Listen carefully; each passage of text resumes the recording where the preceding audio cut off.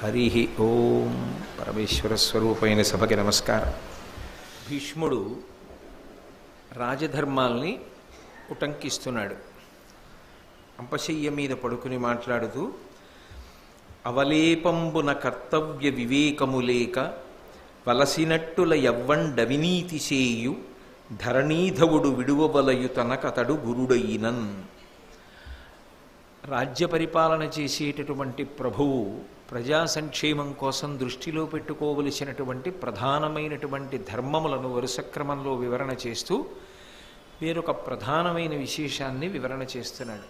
కానీ మీరు గమనించవలసిన విషయం ఏమిటంటే, ఒక భావాన్ని వ్యక్తం చెయ్యాలి అంటే భాష మీద ప్రభుత్వం ఉండాలి. భాష మీద ప్రభుత్వం ఉన్నంతసేపే భావము పటుతరమైనటువంటి రీతిలో వ్యక్తము చెయ్యడం సాధ్యమవుతుంది. ఈ రెండూ ఉన్నంత మాత్రం చేత సరిపోదు. శరీరము కూడా దానికి అనువుగా ఉండాలి, ఏ ఇబ్బంది లేకుండా ఉండాలి. అన్నిటికన్నా ఇక తన అవతార పరిసమాప్తి చేసేస్తున్నాను, కేవలం సూర్యుడు ఉత్తరాయణ పుణ్యకాలంలో ప్రవేశే పర్యంతము మాత్రమే శరీరమునందుంటానని పూర్తిగా తెలిసిన్నటువంటి భీష్ముడు తన యందున్నటువంటి సమస్త శాస్త్ర పరిజ్ఞానాన్ని ధర్మరాజును అడ్డుపెట్టి లోకమునకు అందించడం కన్నా తన జీవితానికి పరమ ప్రయోజనం ఇంకొకటి ఉండదనేటటువంటి సదుద్దేశ్యంతో చెప్తున్నటువంటి రాజధర్మములు. ఆ కోణంలో పరిశీలనం చేసినప్పుడు భీష్ముని యొక్క త్యాగనిరతి అర్థమవుతుంది. అందుకే లోకంలో అన్నిటికన్నా గొప్ప ఉపకారం ఏది అంటే, అవతల వారి యొక్క మనస్సు మారి అవతలవారు కూడా సక్రమమైన రీతిలో ప్రవర్తించేటట్లుగా మాట్లాడగలిగినటువంటి ప్రజ్ఞ. అయితే అభూత కల్పనలతో మాట్లాడకూడదు, దానికి శాస్త్రము ప్రాతిపదిక అయి ఉండాలి. రెండు, లోకంలో అసలు చెడు లేనివాడెవరు ఉంటాడు? అంతో ఇంతో చెడు ప్రతివారి యందు ఉంటుంది. ఆ చెడు వదిలిపెట్టుకోగలిగినటువంటి ప్రజ్ఞ మళ్ళీ అవతలవారి ఎందే పైకి లేస్తుంది. అది యువతలవారి గొప్ప కాదు, అంటే నిగూఢంగా వారిలో ఉంది ఆ ప్రజ్ఞ. నేను ఈ తప్పు చెయ్యకూడదు అన్న భావన ఉంటుంది, కానీ అది పట్టుతరము కావాలి, అది బలవత్తరము కావాలి. అది బలవత్తరము కానంతసేపు బలహీనత బలంగా ఉంటుంది. బలహీనత కన్నా ఉత్తమ భావన యందు బలము పెరిగిన నాడు అది బలహీనతను త్రోసి రాజని సంస్కారవంతమైనటువంటి భావములు మనసులో పొటమరించి అది చక్కటి అధ్యవసాయముతో కూడుకున్నటువంటి నడవడికి కారణభూతమవుతుంది. అది ఆ మాట ద్వారా మాత్రమే సాధ్యమవుతుంది. అందుకే ఆర్షధర్మంలో అత్యంత ప్రధానమైన విషయం ఏది అంటే ఉపదేశమే. ఆ ఉపదేశానికి కూడా స్థాయి కలిగినటువంటి వ్యక్తులు చెయ్యాలి. భీష్ముడు లాంటి వ్యక్తులు చేసినటువంటి ఉపదేశములు ఏవి ఉంటాయో వాటిని మనం చదువుకున్నా చాలు, వాటిని మనం విన్నా చాలు. అలా వినగలిగితే వాసనాబలాలు ఏవి మనని పట్టుకోకూడనివి పట్టుకుని ఉన్నాయో, వాటి చేత మన జీవితము పాడవుతోందో అవి పోయేటట్టుగా చేయగలుగుతాయి. అది ఆ భావమును ప్రచోదన చేయగలిగినటువంటి శక్తి, ఉత్తమమైనటువంటి సంస్కారమును అందించగలిగినటువంటి శక్తి ఆ భీష్మాచార్యుల వారికి ప్రబోధమునకు ఉన్నది. కాబట్టే శ్రీకృష్ణ పరమాత్మంతటి వాడు, భీష్మా నువ్వు చెప్పేటటువంటి మాటలు వేదతుల్యములవుతాయి అని చెప్పి అనడానికి కారణమైంది. మీరు చూడండి, ఒక కర్రలో నీరు కూడా ఉంటుంది, కానీ మీరు పైకి చూసినప్పుడు నీరు కనపడదు. మా చిన్నతనంలో ఏదో వేడి నీళ్లు కాచుకుంటూ ఉండేవాళ్ళం పొయ్యిలో. ఆ పొయ్యిలో వేడి నీళ్లు కాస్తున్నప్పుడు కట్టె కాలుతుంటే క్రమక్రమంగా నీరు వెనక్కి వెనక్కి వెనక్కి వెనక్కి వచ్చేస్తుంది. కట్టె కాలిపోవడానికి దగ్గర పడిపోతుంది, కొరకంచ అంటారు. చివరికి వచ్చేటప్పటికి ఎంతే ఉంటుంది. అది చివరికి వచ్చేటప్పటికి ఇంకా నీరు ఎంత వెనక్కని వెడుతుంది, ఇక వెళ్ళడానికి అవకాశం లేదు. అందుకని అది ఏం చేస్తుందంటే బాగా వెనక్కి వచ్చేసి కట్టె చివరి భాగంలోకి వచ్చేసి ఆ నీరు బుడగల బుడగలుగా పైకి వచ్చేస్తుంది. వచ్చేసి అది ఉడికిపోయి గాలిలో ఆవిరైపోతుంది.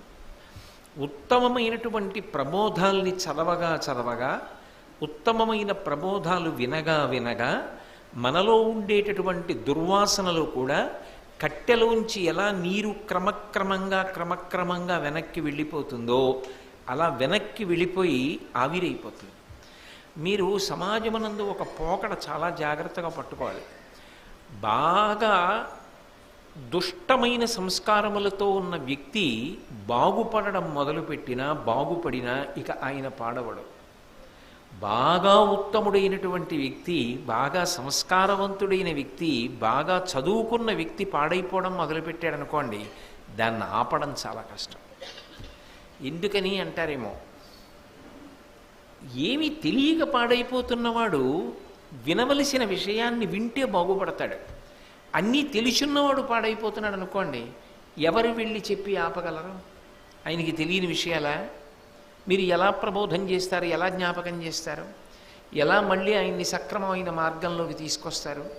అందుకే ప్రబోధము చేత తేలిక ఏ విషయంలో అంటే, నిజానికి మనసు దుష్టమై ఉన్నటువంటి వారు ఎవరుంటారో వారు చాలా తేలికగా మారతారు. శాంతిపర్వం లాంటి విషయాలు, భీష్ముడు చెప్పినటువంటి విషయాలు విని కొద్దిగా అటు ఇటుగా ఉన్నటువంటి మనస్సులలో కూడా మంచి భావనలు ప్రచోదన పొందుతాయి. ఇంకా మంచి భావనలు ఉన్నవాళ్ళు మంచి ఉత్తమమైనటువంటి సంస్కారాన్ని పొందుతారు, మిట్లు ఎక్కగలుగుతారు ఆ సోపానాల్ని. అందుకే శాంతి పర్వానికి మహాభారతంలో అంత ప్రఖ్యాతి వచ్చింది. కాబట్టి భీష్ముడు ఒక ప్రభువుకు ఉండవలసినటువంటి విశేషాన్ని చెప్తున్నాడు. ఆ చెప్పేటప్పుడు అక్షరాలు ఎంత పొందికగా వాడాడంటే, దాన్ని నిజంగా భారతంలో అందించినప్పుడు కూడా ఎంత పటుతరమైనటువంటి శైలిలో అందించారు అంటే, దానికి ఉపమానము చెప్పాలి అంటే ఒక్కటే ఉపమానం ఉంటుంది లోకంలో. అత్యంత పొదుపరి సమర్థురాలు అయినటువంటి భార్య ఆ నెలలో ఏ కారణం చేతనో జీతం తక్కువ వచ్చిన భర్త, ఈ నెల ఇంతే జీతం వచ్చింది, ఏ ఆదాయ పన్నో ఎక్కువ తీసేశారు, ఇంతే వచ్చింది జీతం మనకి అన్నా కూడా చక్కగా సరిపెట్టి పొదుపరి అయి ఉన్న వాటితోటే అందంగా వండి తక్కువ డబ్బులే ఈ నెల వచ్చినా ఇంత సంతోషంగా మనం జీవితం గడపగలిగామా అన్నట్టుగా కుటుంబాన్ని నిర్వహించగలిగినటువంటి పొదుపరి అయినటువంటి ఇల్లాలి సమర్థత ఎలా ఉంటుందో, మహాకోల యొక్క సమర్థత తక్కువ అక్షరములు వాడుతూ చిన్న చిన్న పద్యములలో అనంత గంభీరమైనటువంటి సారాన్ని పొదుగుతారు, అంత భావాన్ని పొదుగుతారు. అందుకే ఆ పద్యములకు నెగళ్ళు అని పేరు. నెగడు అని ఉంటుంది. నెగడు అంటే పెద్ద మంట పండుతోందనుకోండి, అంత మంట మండుతున్నప్పుడు మీరు వెళ్ళి ఓ కర్రో ఇనపవోచో పెట్టి దాన్ని పొడిచారనుకోండి, ఎన్ని మాటలు పొడిచారో అన్ని మాటలు నిప్పు రవ్వలు పైకి రేగుతాయి. ఈ పద్యములకు ఉన్న శక్తి ఏమిటంటే, మీరు సహృదయంతో వాటిని పట్టుకొని ఎన్ని మాటలు ఆలోచన చేస్తే అందులోంచి అన్ని కొత్త కొత్త విషయాలు వస్తుంటాయి. ప్రతి పదము అంత సారవంతమై ఉంటుంది. ఇంకా మీరు ఆ పదానికి ప్రత్యామ్నాయాన్ని వేయలేరు. ఈ పదాన్ని తీసేసి ఈ పదం వేస్తే పద్యానికి సొబగు పెరుగుతుందా అంటే, మీరు ఒక అక్షరాన్ని మార్చినా సరే ఆ సొబగు తరిగిపోతుందేమో కానీ ఆ సొబగు పెరగదు. ఎందుచేత అంటే అది పరమేశ్వర కటాక్షంగా వచ్చినటువంటి కవిత్వం. భీష్ముడు చెప్పిన మాటల్ని అందించగలగాలి అంటే ఈశ్వరుని యొక్క అనుగ్రహం లేకుండా పద్యరచన అలా ఎలా చెయ్యగలరు?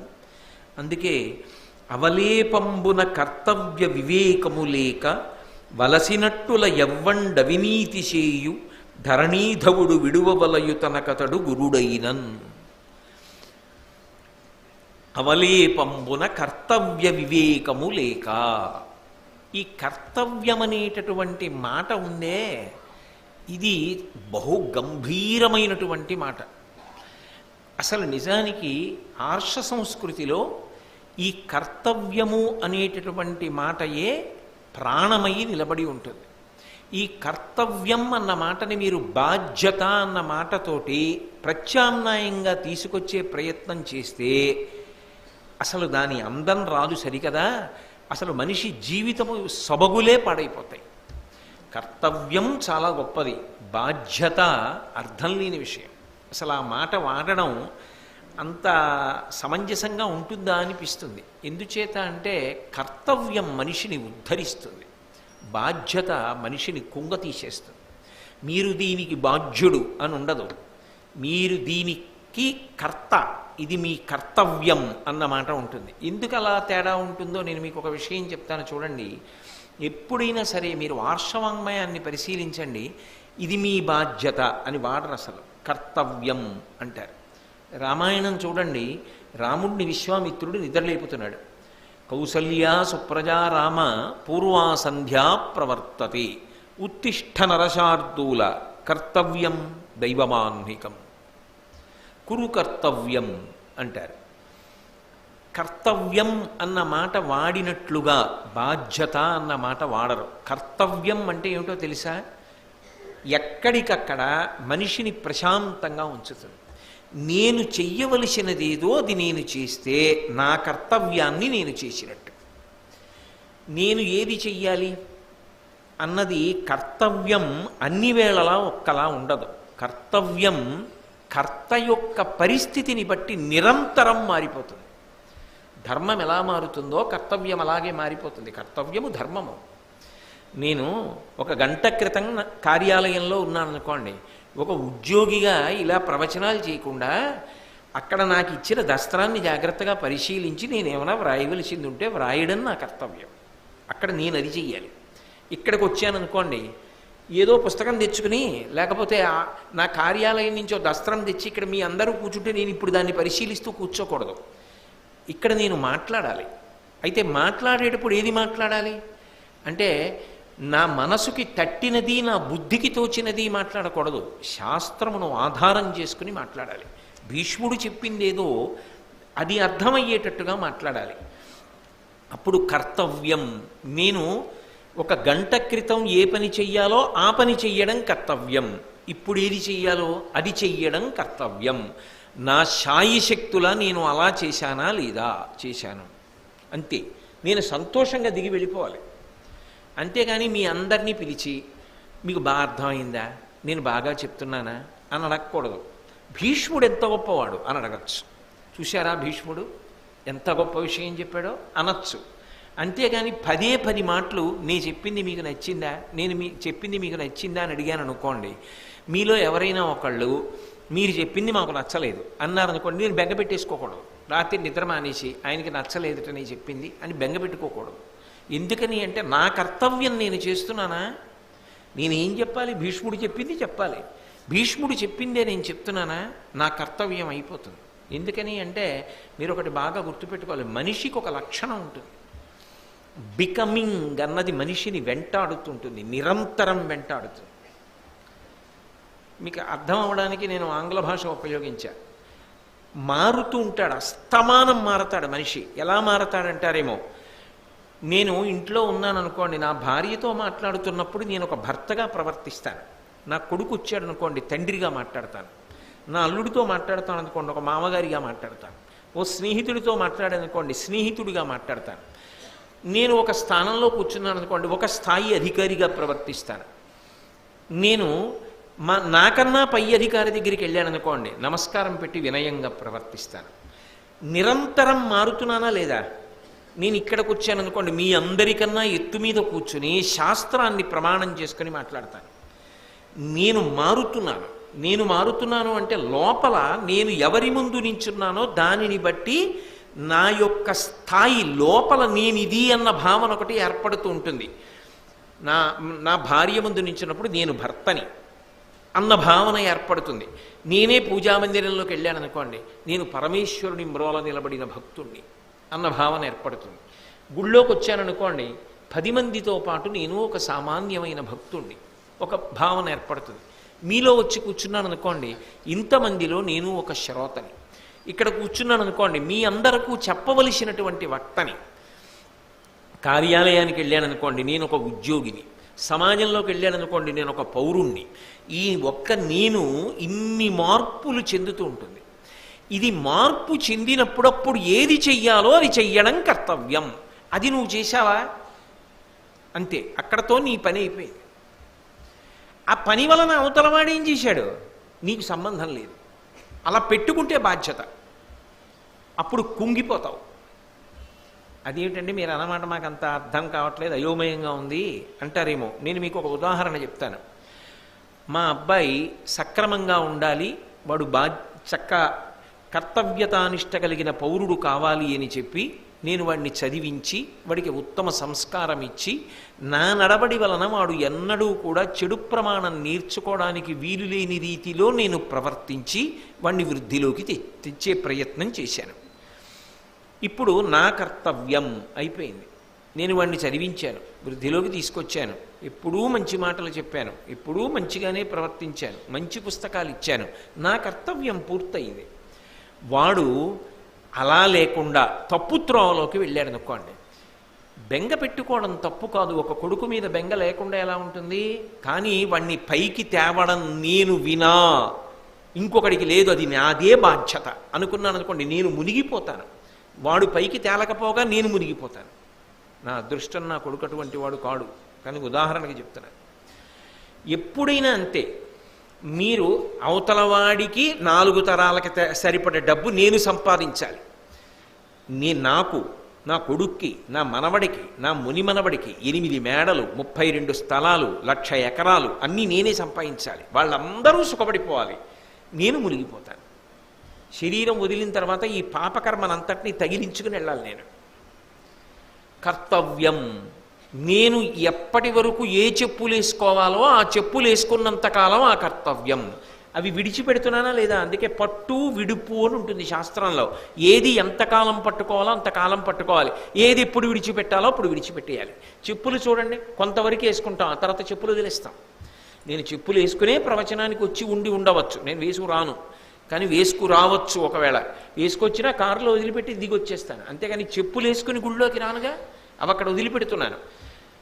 జీవితంలో కూడా అంతే, కర్తవ్యం మారిపోతూ ఉంటుంది.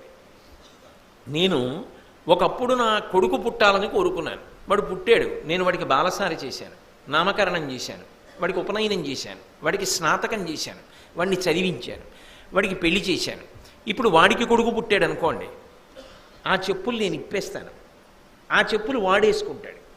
అప్పుడు వాడు పీటల మీద కూర్చుని బాలసారి చేస్తాడు, ఆ తర్వాత వాడి కొడుక్కి ఉపనయనం చేస్తాడు, ఆ తర్వాత వాడి కొడుక్కి పెళ్లి చేస్తాడు, ఆ తర్వాత వాడా చెప్పులు ఇప్పేస్తాడు, నా మనవలు వేసుకుంటాడు. ఆ చెప్పులు ఇప్పకుండా అదే పెట్టి కూర్చున్నాను అనుకోండి, అయ్య బాబాయ్ ఇప్పుడు కొడుకుని నేనే ఉద్ధరించాలి, నా మనవణ్ణి నేనే ఉద్ధరించాలి, వీళ్ళందరికీ నేనే అని ఎన్నాళ్ళు తాళం చెవులు పట్టుకుని డబ్బు పెంచడం గురించి ఆలోచించాను అనుకోండి, చివరికి నేను మునిగిపోతాను. ఎందుకని అంటే ఏమవుతుందంటే, ఆగుతుందా కాలం? ఆగుతుందా? మాకురు ధనజన యవ్వన గర్వం హరతి నిమేషకాల సర్వం మాయామయమిదమఖిలం హిత్వా బ్రహ్మపదం తం ప్రవిశ విదిత్వా. ఎడ్విన్ బి ఫిలిప్పో అంతటి వాడు ప్రిన్సిపల్స్ ఆఫ్ పర్సనల్ మేనేజ్మెంట్లో ఇదే ఒప్పుకున్నాడు. కార్యాలయం నుంచి బయటికి వచ్చిన తర్వాత కార్యాలయం సంగతి మర్చిపో, లేకపోతే రక్తపోటు వస్తుంది. ఒకసారి కార్యాలయం నుంచి బయటికి వచ్చావు, మర్చిపో, నేను ఇంకా దాంతో నాకు సంబంధం లేదు, కాసేపు వదిలిపెట్టేసి రేపు పొద్దున్న 10 గంటల వరకు ఇంకా ఆలోచించు, వదిలిపెట్టేసి ప్రశాంతంగా నువ్వు ఇంకొకటిగా ఏం మారుతున్నావో అది అయిపోయింది. పడుకున్నావు, హాయిగా నిద్రపో, పొద్దున్న నిద్ర లేచావు, లే, పూజ చేసుకుంటున్నావు, పూజ చేసుకో, అన్నం తింటున్నావు, అన్నమే తిను, అంటే నా భావన అది అనుభవించు, చదువుకుంటున్నావు అదే అనుభవించు, ఉద్యోగానికి వెళ్ళావు అక్కడ అటువంటి వాతావరణం ఏర్పాటు చేసుకో, సంతోషంగా నవ్వుతూ 10 మందితో ఆనందంగా గడుపు. నువ్వు ఏది చెయ్యాలో అది చెయ్యి. కర్తవ్యం, ఇది మనిషికి అసలు కర్తవ్యం మీద అవగాహన లేకపోతే వాడు ప్రవాహములో కొట్టుకొని పోతున్నవాడు. ఇది తెలిసి ఉండాలి. నేను మారుతూ ఉంటాను, నిరంతరం మారుతూ ఉంటాను. నేను ఏదిగా మారుతున్నానో దానికి తగినట్టుగా నేను ప్రవర్తిస్తున్నానా? అలా ప్రవర్తించకపోతే ఏమవుతుందో తెలుసా అండి? ఒక పెద్ద సంఘర్షణ ఏర్పడుతుంది, ఒక పెద్ద అతిశయం, ఒక పెద్ద ఇబ్బంది. మీరు ఇమడలేరు, మీరు చాలా బాధపడిపోతారు. మీ మీద ఎందుకు పెట్టాలి? నేను మీకు ఉదాహరణ చెప్పాలనుకోండి. ఇప్పుడు నేను ఇవాళ సాయంకాలం ఇక్కడికి వచ్చినప్పుడు నేను మీ అందరికన్నా ఎత్తు మీద కూర్చుని ప్రవచనం చేస్తున్నా, మీ అందరూ కూడా కూర్చుని వింటారు. ఒక్కొక్కసారి నేను ఎక్కడ ఉద్యోగం చేస్తున్నానో అక్కడ అధికారులు కూడా వచ్చి కింద కూర్చుని వింటూ ఉంటారు. రేపు నేను 10 గంటలకి నా కార్యాలయానికే వెళ్ళాను అనుకోండి, వీళ్ళందరూ నిన్న నా దగ్గర కూర్చుని విన్నవాళ్ళు కింద, నేను వీళ్ళకి నమస్కారం పెట్టడం ఏమిటి? వీళ్ళందరూ నాకు కదా నమస్కారం పెడతారు అని నేను అహంకారానికి పోయాను అనుకోండి, అప్పుడు ఏమవుతుందో తెలుసా? ఆయన దగ్గర ఉన్న సమస్య ఇదే, ఆయన ఏం చెప్తాడో అది ఆయన పాటించలేడు అని వదిలిపెట్టేస్తారు నన్ను. కానీ నాకు నేనే బరువు అయిపోతాను. నేనప్పుడు సంతోషంగా కలవలేను అందరితో. నేనిక్కడ ప్రవచనం చేసినంతసేపు శాస్త్రాన్ని ప్రమాణం చేసుకుని మాట్లాడాలి. వేదిక దిగిపోయాను అనుకోండి, పరమ సంతోషంగా నాకు తెలిసిన వాళ్ళు కనపడినప్పుడు సంతోషంగా పలకరించాలి, మాట్లాడాలి. నేను రేపు కార్యాలయానికి వెళ్ళాను అనుకోండి, నేనెవరు అక్కడ? నేను ఒక ఉద్యోగిని, నా సాటి ఉద్యోగులందరితో కలిపి ఓ కుటుంబం. అక్కడ సంతోషంగా నవ్వుతూ కలిసిపోవాలి. సాయంకాలం మెట్లు దిగిపోయాను అనుకోండి, అంతే. తర్వాతి కర్తవ్యం గురించి ఆలోచించాలి. ఇక్కడికి వచ్చాననుకోండి, ఇక్కడ కర్తవ్యం గురించి ఆలోచించాలి. అప్పుడు ఏమవుతుందంటే ఘర్షణ ఉండదు, నీకు నువ్వు ప్రశాంతంగా ఉంటావు. లేకపోతే ఏమవుతుందంటే మనిషిలో ముందు బయలుదేరేది అంటే గర్వం బయలుదేరుతుంది. దాని మీద ఒక అవగాహన లేదనుకోండి, ఈ గర్వం అనేటటువంటి నీడ ఏం చేస్తుందంటే అది వదలదు, మనిషిని వెంబడిస్తుంది. అది వెంబడిస్తే ఏమవుతుందో తెలుసా? తానిది అన్న విషయాన్ని మరిచిపోతాడు. ఇంటికి వచ్చి భర్తగా ఉండడు, ఇంకా అధికారిగానే ఉంటాడు. అలాగే కొడుకు దగ్గరికి వెళ్ళాడు అనుకోండి, తండ్రిలా ఉండలేడు, అధికారిలా ప్రవర్తించాడు అనుకోండి, ఆ కొడుకు చికాకేస్తుంది, ఆ భార్యకి చికాకేస్తుంది. ఏమిటి ఇంట్లో కూడా ఏమిటో అధికారిలా ప్రవర్తిస్తాడు ఆయన, భర్తలా ఉండకుండా అనుకుంటుంది. ఆ గర్వం అనేటటువంటిది ఎందువల్ల వస్తుంది అంటే, మీరు ఏ రంగంలో లబ్ధప్రతిష్ఠులై చాలా గౌరవాన్ని పొందుతారో సాధారణంగా దానితో వ్యక్తిత్వం అంటకాగిపోతుంది. ఇందులో రకరకాలు ఉంటాయి. ఒకడు బాగా డబ్బున్నవాడు అనుకోండి, నేను డబ్బున్నవాడిని అంటకాగుతాడు, అహంకారానికి కారణం. బాగా చదువుకున్నాడు అనుకోండి, నేను బాగా చదువుకున్నవాడిని అంటకాగుతాడు. కాస్త పొడుగ్గా ఉన్నాడు అనుకోండి, నేను బాగా పొడుగైన వాడిని అంటకాగుతాడు. ఆయన మంచి అధికారి అనుకోండి, నేను అధికారిని అంటకాగుతాడు. ఆయన మంచి గాయకుడు అనుకోండి, నేను ఇంత గాయకుడిని అంటకాగుతాడు. అప్పుడు ఏమవుతుందో తెలుసా? ఆయన ఎక్కడికి వెళ్ళినా ఈ గర్వాన్ని తనతో తీసుకెడతాడు. తీసుకెళ్ళినప్పుడు ఏమవుతుందంటే అర్థం సందర్భం లేకుండా ప్రతి చోట తానే గొప్ప అనుకుంటాడు. మీకు ఎందుకు చెప్తున్నానంటే ఈ మాట, వైద్యుడు చాలా నాకు బాగా తెలిసినవాడు, మిత్రుడైన, ఆయన్ని కలుద్దామని నేను వైద్యశాలకు వెళ్ళా. లేదు పోని వాళ్ళ ఇంటికే వెళ్ళా. నేను ఆయన ఎంతో ఆప్యాయంగా ఉంటాం. ఏమంటే రండి కోటేశ్వరారు, ఏడు ఇన్నాళ్ళకి ఖాళీ అయింది, రండి రండి అన్నారు. లోపలికి వెళ్తున్నాడు. ఇంతలో ఎవరో వచ్చి, డాక్టర్ గారు ప్రాణం మీదకి వచ్చేసింది, మీరు మా ఆయన ప్రాణాలు కాపాడాలని కాళ్ళ మీద పడిపోయింది ఎవరో కాడ, వస్తున్నానమ్మా. ఆయన గబగబా ఆయన వెళ్ళిపోయాడు. ఇప్పుడు నేను ఇంత గొప్ప స్నేహితుడిని, ఇన్నాళ్ళకు వచ్చాను, నన్ను కాదని అలా పోతాడా?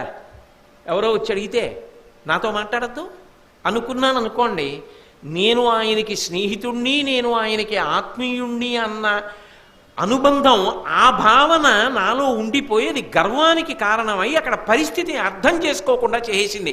కర్తవ్యం పోయింది. అక్కడ నాకన్నా గొప్పవాడు ఎవరంటే రోగి. రోగి వైద్యశాలలో గొప్పవాడు. రోగి వైద్యశాల యందు అందరికన్నా ప్రథమమైనటువంటి అవకాశాన్ని పొందాలి అక్కడ. అంతేగాని రోగికి కాకుండా ఏదో ఫలానా పేరు పెట్టి అక్కడ ఆ అవకాశాలు ఎందుకు ఇస్తారు? ఒక దేవాలయానికి వెళ్ళారనుకోండి, ఒక దేవాలయంలో ఎవరికి పెద్దపీట వేయాలి? ధర్మాత్ముడికి పెద్దపీట వేయాలి, భక్తుడికి పెద్దపీట వేయాలి. అంతేకాని నేనిది ఎన్నాళ్ళు అంటకాగుతావు ఇవన్నీ పెట్టుకుని, ఎన్నాళ్ళు అంటకాగి ప్రతిదానికి దేవాలయాల్లో కూడా విఐపి అని పేరెట్టుకు తిరుగుతావు. దేవాలయంలోకి వెళ్ళినప్పుడు ఎలా విఐపి? నీకన్నా విఐపి ఈశ్వరుడు, భక్తుడు విఐపి. ఈశ్వరుడి దగ్గర ఎవరు విఐపి అంటే భక్తుడు విఐపి, ధర్మాత్ముడు విఐపి. అంతేకాని నువ్వెలా విఐపి అవుతావు? ఆయన ఇచ్చినటువంటి ఒక రేణువు వలన నువ్వు ఒక స్థానాన్ని పొందావు. ఆ అట్ట తగిలించుకు తిరుగుతావా ప్రతి చోట? అదేమైనా మూర్ఛబిళ్ళ?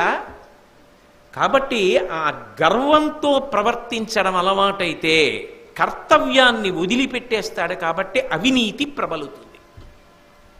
మీరు బాగా పట్టుకున్నారో లేదో, ఎక్కడికి వెళ్ళాడో అక్కడ ఆ విషయాన్ని గమనించగలిగాడు అనుకోండి, అది ఉండదు. దేవాలయానికి వచ్చాడు, నేను ఎందరో పెద్దల్ని చూశా, దేవాలయాలకు వచ్చి నిజంగా కూడా వాళ్ళు ఎంతో సమున్నత స్థానాల్లో ఉన్నవాళ్ళైనా సరే దేవాలయంలోనూ పరమేశ్వరుడి ముందు అందరం ఒక్కటే అని పరమ సామాన్యుల్లా వచ్చి అందరితో పాటు దర్శనం చేసుకుని వెళ్ళిపోయేటటువంటి పెద్దల్ని నేను ఎందరినో చూశా. వాళ్లే దేవాలయాలు కట్టిన వాళ్ళు కూడా అలా సామాన్యులతో కలిసి వచ్చి దర్శనం చేసుకెళ్తున్న వాళ్ళని నేను చూశా. ఇప్పటికీ చూస్తున్నా. ఉన్నారు సమాజంలో అటువంటి పెద్దలు. ఏదో చిన్న పదవిలో ఉన్నంత మాత్రం చేత నాకన్నా గొప్పవాడు లేడని ఇలా కారు దిగేటప్పటికి అందరూ ఆగిపోవాలి, నేను వెళ్ళాలనుకున్న వాళ్ళని చూస్తున్నాం. అంటే ఒకడు అంట కాగాడు నేనిది అన్న భావనతో, ఒకడు ఎక్కడికి వెళ్ళాడో అక్కడ అదిగా ఒదిగిపోయాడు. అలా ఒదగలేకపోతే ఏమవుతుందంటే అవినీతి ప్రబలుతుంది. ఆ గర్వము అందుకొస్తుంది సుమా. గర్వము రావడానికి కారణం అక్కడ ఉంటుంది.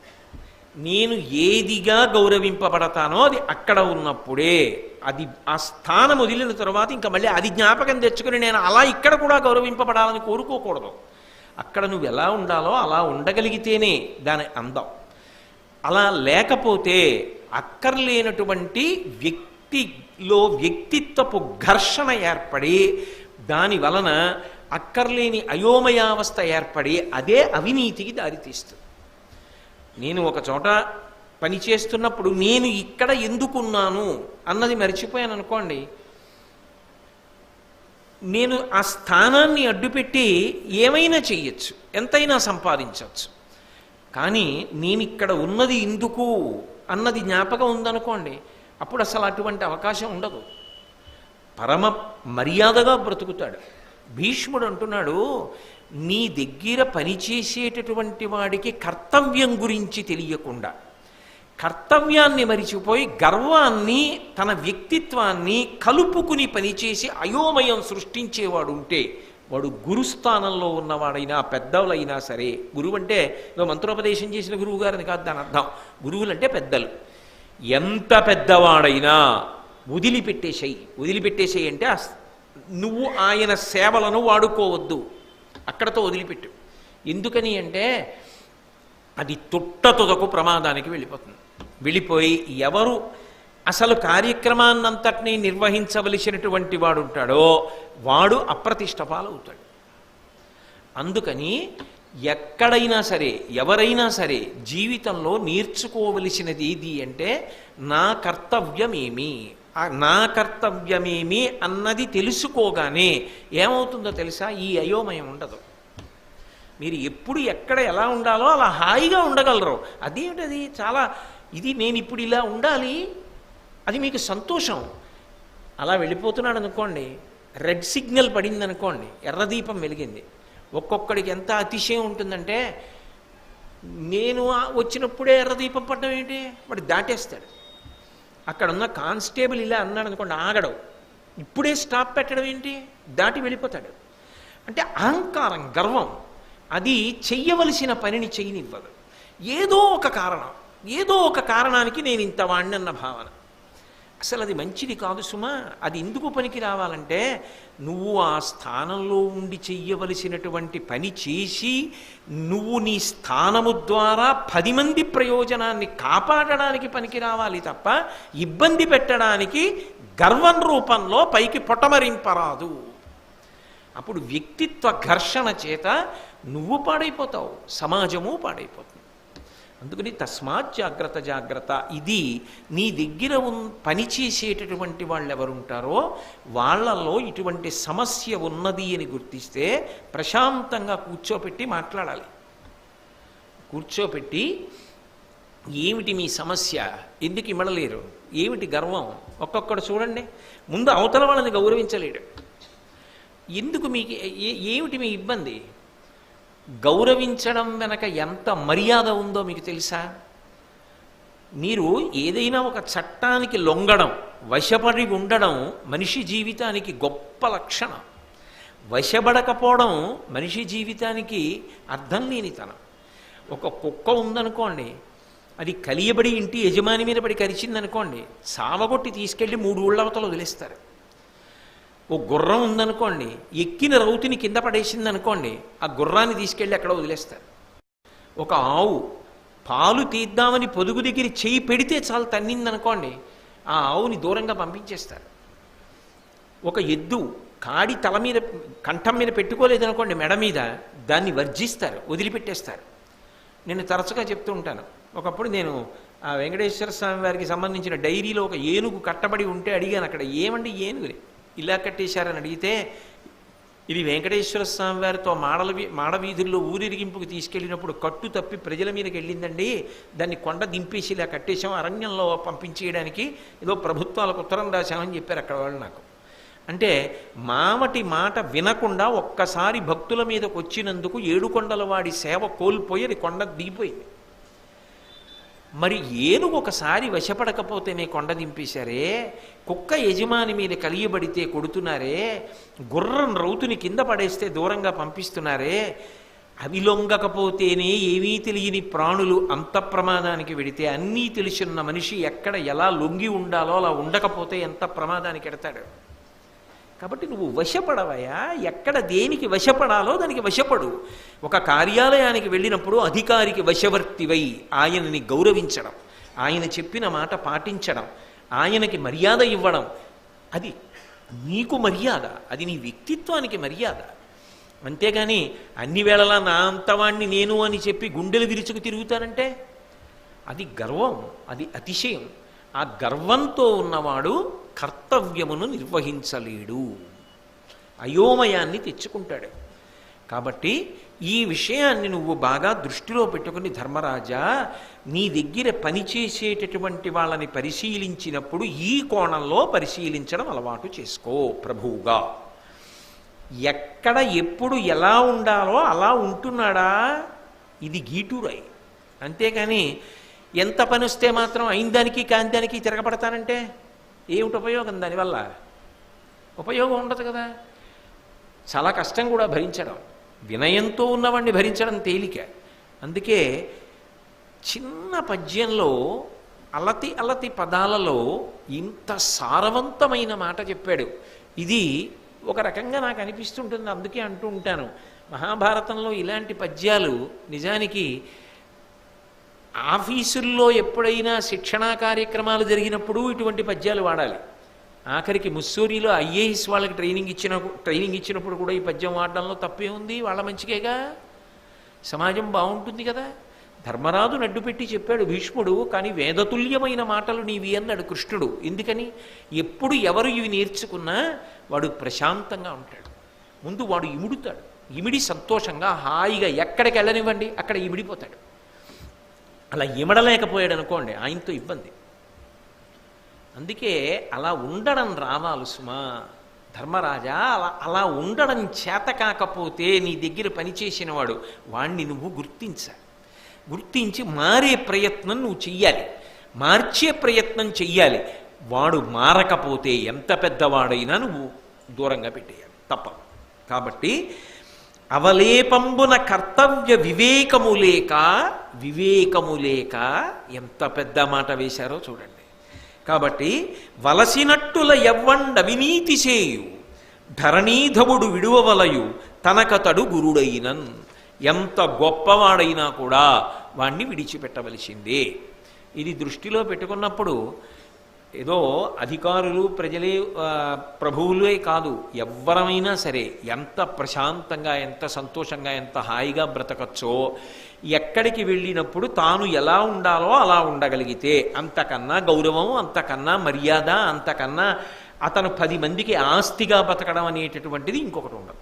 అలా ఉండగలిగితే చాలు, అదే మనిషి ఆదరింపబడతాడు 10 మంది చేత. ధర్మరతులు, అర్ధ నిర్మాణ చతురులు, లౌల్యరహితులను, అలంఘితాజ్ఞులను, సునీతి నిపుణులను, కులజులునగు పరిజనముల వినుపు పతికి హితము. ధర్మరాజు గారితో మాట్లాడుతూ ఎటువంటి వాళ్ళని ప్రభువు బాగా దగ్గరగా ఉంచుకోవాలో ఎప్పుడు చెప్తున్నాడు భీష్ముడు. అందులో ధర్మరతులు, అర్ధ నిర్మాణ చతురులు, లౌల్యరహితులను, అలంఘితాజ్ఞులను, సునీతి నిపుణులను, కులజులునగు పరిజనముల బెనుపు పతికి హితము. పతికి హితము, ఆ అధికారికి, ఆ రాజుకి ఎప్పుడూ కూడా క్షేమకరం, మంచిది. ఎటువంటి వాళ్ళని చుట్టూ పెట్టుకుంటే ఎటువంటి వాళ్ళని నమ్మితే, ఎటువంటి వాళ్ళని గౌరవిస్తే, ఎవరిని దగ్గరికి తీసుకుంటే మంచిది అంటే మొట్టమొదట ఎవరికి ఇవ్వాలి స్థానం అంటే ధర్మరతులు. వాళ్ళు ధర్మమునందు రమించేటటువంటి స్వభావం ఉన్నవారు. మళ్ళీ వెనకటి పద్యంకి కొనసాగింపు. ఆయన మీరు ఏ స్థానంలో కూర్చోపెట్టారో అన్నదానికి కాదు సంతోషించేది. మీరు బాగా పట్టుకోండి, నేను ఇంకింతకన్నా ఏం చెప్పను, నాకు ఆ సీటే ఇవ్వండి అని ఏడిచేవాడు కాదు. మీరు ఏ స్థానంలో కూర్చోపెట్టండి, ఆయన కూర్చున్నందుకు గౌరవం వస్తుంది. ఆయన ఉన్నారండి అక్కడ అన్నది గౌరవం. ఆయన ఉన్నాడండి, మనం చూడక్కర్లేదు, ఇంకా సంతకం పెడతాడు అధికారి. ఆయన చెప్పారండి, నమ్మచ్చు. ఎందుకని అంటే ఆయన ధర్మరతుడు. ఆయన దేని యందు రమిస్తాడో, దేనికి సంతోషిస్తూ ఉంటాడో తెలుసా? అక్కడ కూర్చున్నవాడు అంతొచ్చింది, ఇక్కడ కూర్చుని నాకు ఏమొచ్చిందని ఏడిచేవాడు కాదు. ఇక్కడ కూర్చుని నేను చేయవలసింది చేశానా లేదా ఆయన సంతోషపడుతుంటాడు. కర్తవ్యత నిష్ట కలిగినవాడు. ఇక్కడ నేను ఏం చెయ్యాలో అది చేశానా లేదా అంతే. దుర్గాబాయి దేశ్ముఖ్ గారిని ఒకప్పుడు కాంగ్రెస్ పార్టీ వాళ్ళకి పెద్ద ఎగ్జిబిషన్ పెడితే దానికి వాలంటీర్గా వేశారు. ఆ వాలంటీర్గా వేసినప్పుడు స్టేట్ కాంగ్రెస్ ప్రెసిడెంట్ ఆవిడ దగ్గరికి వెళ్ళి, అమ్మ ఎవరొచ్చినా కూడా టికెట్ ఉందో లేదో చూసి దాన్ని ఇలా కన్నం పెట్టి లోపలికి పంపించు. అలాగేనని ఆవిడ అక్కడి నించున్నారు. అప్పుడు ప్రధానమంత్రి జవహర్లాల్ నెహ్రూ గారు ఎగ్జిబిషన్ చూడడానికి లోపలికి వస్తున్నారు. ఆవిడ ఆపి టికెట్ ఏదని అడిగారు. ఆయన తెల్లబోయారు. తెల్లబోయి వెనక్కి చూశారు. ఆయనతో వస్తున్నాం కదా అని ఎవరూ తేలేదు. ఆవిడంది వెళ్ళి టికెట్ పట్టుకుని రండి. గబగబా ఎవరో పరిగెత్తుకొచ్చినారు. ఆయన ప్రధానమంత్రి నెహ్రూ గారండి. నాకు తెలుసు, నమస్కారం. టిక్కెట్టే. అందరూ అనుకున్నారు చాలా అవమానం చేసిందే ఈవిడవా, అనవసరంగా ఇక్కడ పెట్టామని. ఆయన నెహ్రూ గారు, అమ్మాయి 2 చేతులు పట్టుకుని చిన్నపిల్లని, నీలాంటి వాళ్ళ మా దేశానికి కావాలి అన్నాడు. అని ఈ పిల్లని ఏమార్చి నన్ను లోపలికి తీసుకెళ్ళకండి, వెళ్ళి టికెట్లు పట్టుకొచ్చి ఆ అమ్మాయికి ఇచ్చి నన్ను లోపలికి తీసుకెళ్ళండి అన్నాడు. అటువంటి పిల్లల్ని ప్రోత్సహించాలన్నాడు. కర్తవ్యత నిష్ట.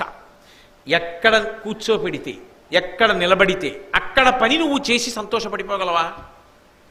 నీ ధర్మం నువ్వు చేసి సంతోషపడిపోగలవా? నేను ఏది చెయ్యాలో అది నేను చేశానా లేదా? కర్తవ్యం దైవమాన్నికం. తాను చెప్పవలసింది చెప్పాడు, అవతలవాడది పట్టుకుని బాగుపడ్డా బాగుపడలేదా? అస్తమానం నేను మీ ఇంటికి వచ్చేసి ఏమండి భీష్ముడు నీతి పాటిస్తున్నారా, వింటున్నారా, నేనేం చెప్పానో మీకు గుర్తుందా అని మిమ్మల్ని తినకూడదు. నీ చెప్పవలసింది చెప్పానా లేదా? కర్తవ్యం నా వైపు నుంచి ఉంటుంది. నీ చెప్పవలసింది చెప్పానా? ఒకవేళ అర్థం కాలేదేమో అని అనుమానం వచ్చిందనుకోండి, ఇంకో ఉదాహరణ చెప్పాలి.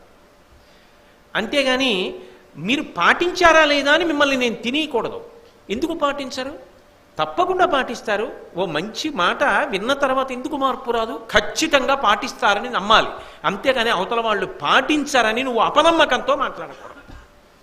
కాబట్టి ధర్మరతులు ఎవరిని ఎక్కడ నువ్వు కూర్చోపెట్టినా ఇది ప్రభువు యొక్క ఆజ్ఞ, నేనిక్కడ కూర్చుని ఏది చెయ్యాలో అది నేను చేస్తున్నానా అని అది చేసి సంతోషపడిపోయేవాడు ఎవరుంటాడో అటువంటి వాడిని దగ్గరికి పెట్టుకో.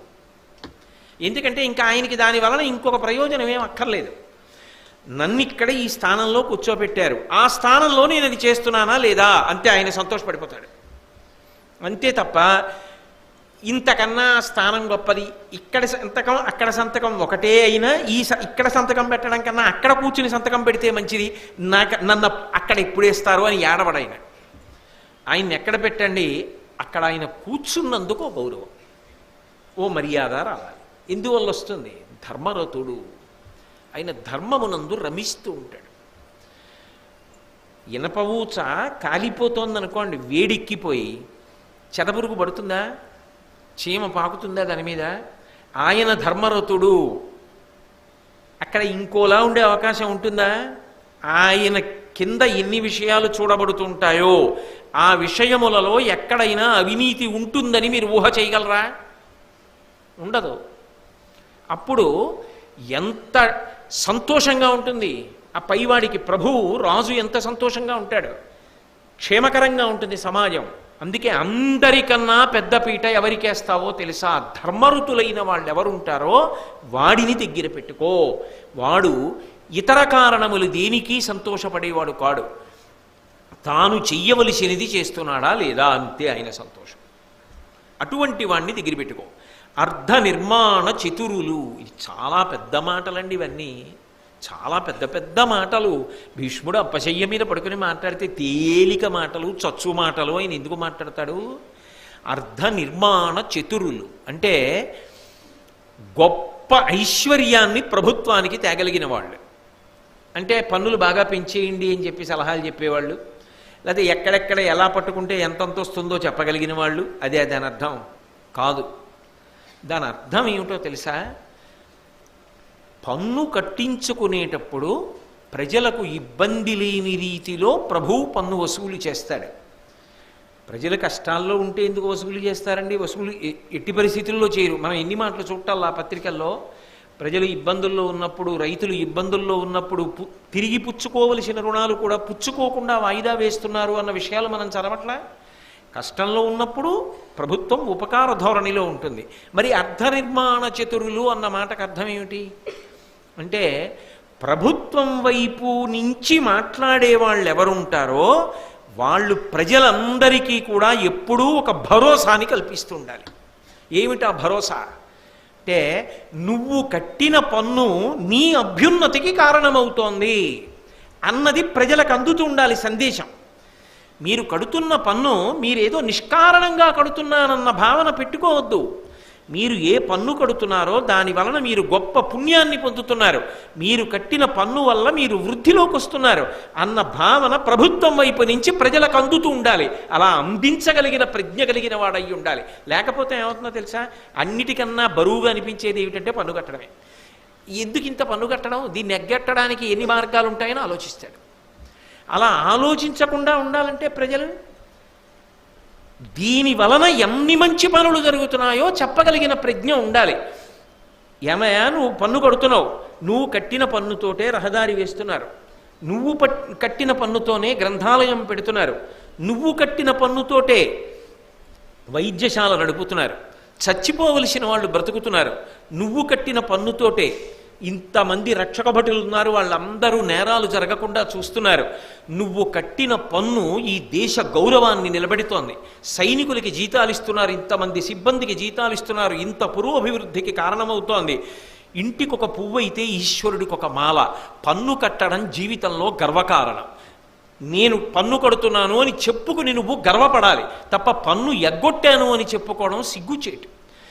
దేశ నిర్మాణంలో పాల్గొనడం అంటే పన్ను కట్టడమే. నువ్వు కడుతున్న పన్ను ద్వారా ఎన్ని మంచి పనులు జరుగుతున్నాయో తెలుసా అన్నది అవగాహన కలగాలి అంటే, యథార్థమునకి ఏం జరగాలి అంటే, ప్రభుత్వము ప్రజలని ఆదుకోవడానికి ఎన్ని రకములైనటువంటి ప్రణాళికలు నిర్మాణం చేసిందో వాటిని ప్రజలలోకి వెళ్ళేటట్టుగా చెప్పగలిగిన సమర్థత కలిగిన వాళ్ళు ఉండాలి ప్రభువు దగ్గర. అది లేదనుకోండి, ఆయన ఎన్ని చేస్తున్నా అసలు అందదు, అవి ఉన్నాయని కూడా తెలియదు. నేను సందర్భం వచ్చింది కాబట్టి మీతో ఒక మాట చెప్తున్నాను. పంచాయతీరాజ్లో సన్యాసిరావు గారిని ఒక ఆయన పనిచేశాడు. ఆ మధ్య ఎప్పుడు ఆయన నా దగ్గరికి వచ్చారు. నేను పుస్తకం రాశానండి అన్నారు. అంటే నేను అనుకున్నాను ఏదో రామాయణం మీదో భారతం మీదో ఏదో పుస్తకం రాసి ఉంటారనుకున్నాను. అని కూర్చోండి అన్నారు. ఇంతే పుస్తకం.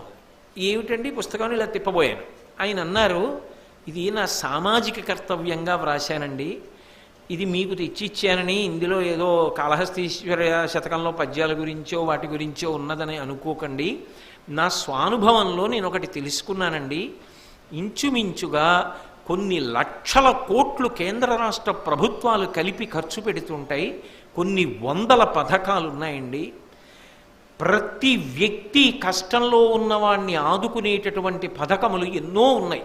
కానీ అసలు ఆ పథకములు ఉన్నాయన్న విషయం కూడా ప్రజలలో చాలామందికి తెలియదు.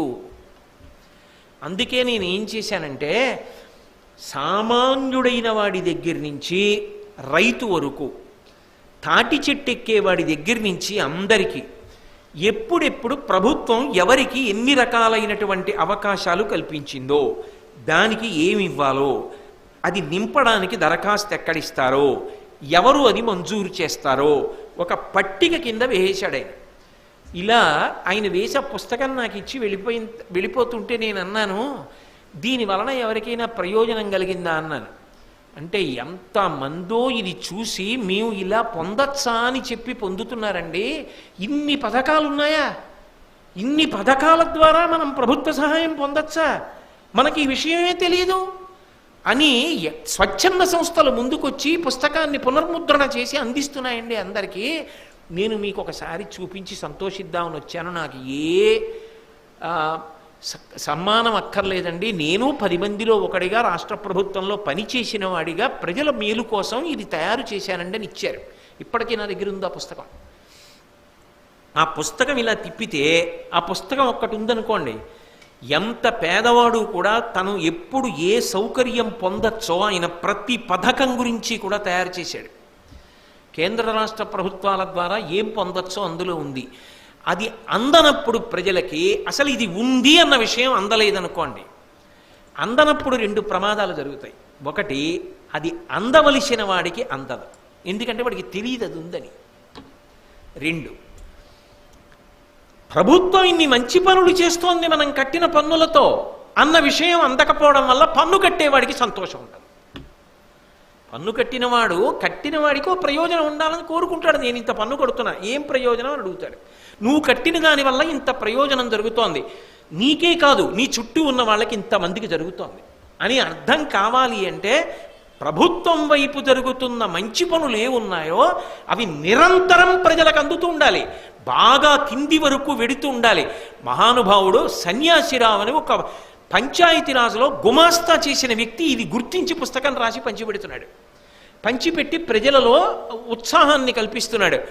ఇది నిజానికి బాగా జరిగితే ప్రజల్లో ఏమవుతుందో ఒక సంతోషం కలుగుతుంది. అంటే వాళ్ళ ఒక ఉదాహరణ వచ్చింది కాబట్టి మీతో మనవి చేస్తున్నా. ఈ మధ్య నేను ఏదో అంగన్వాడీ గురించి ప్రసంగం చేయవలసి వచ్చింది.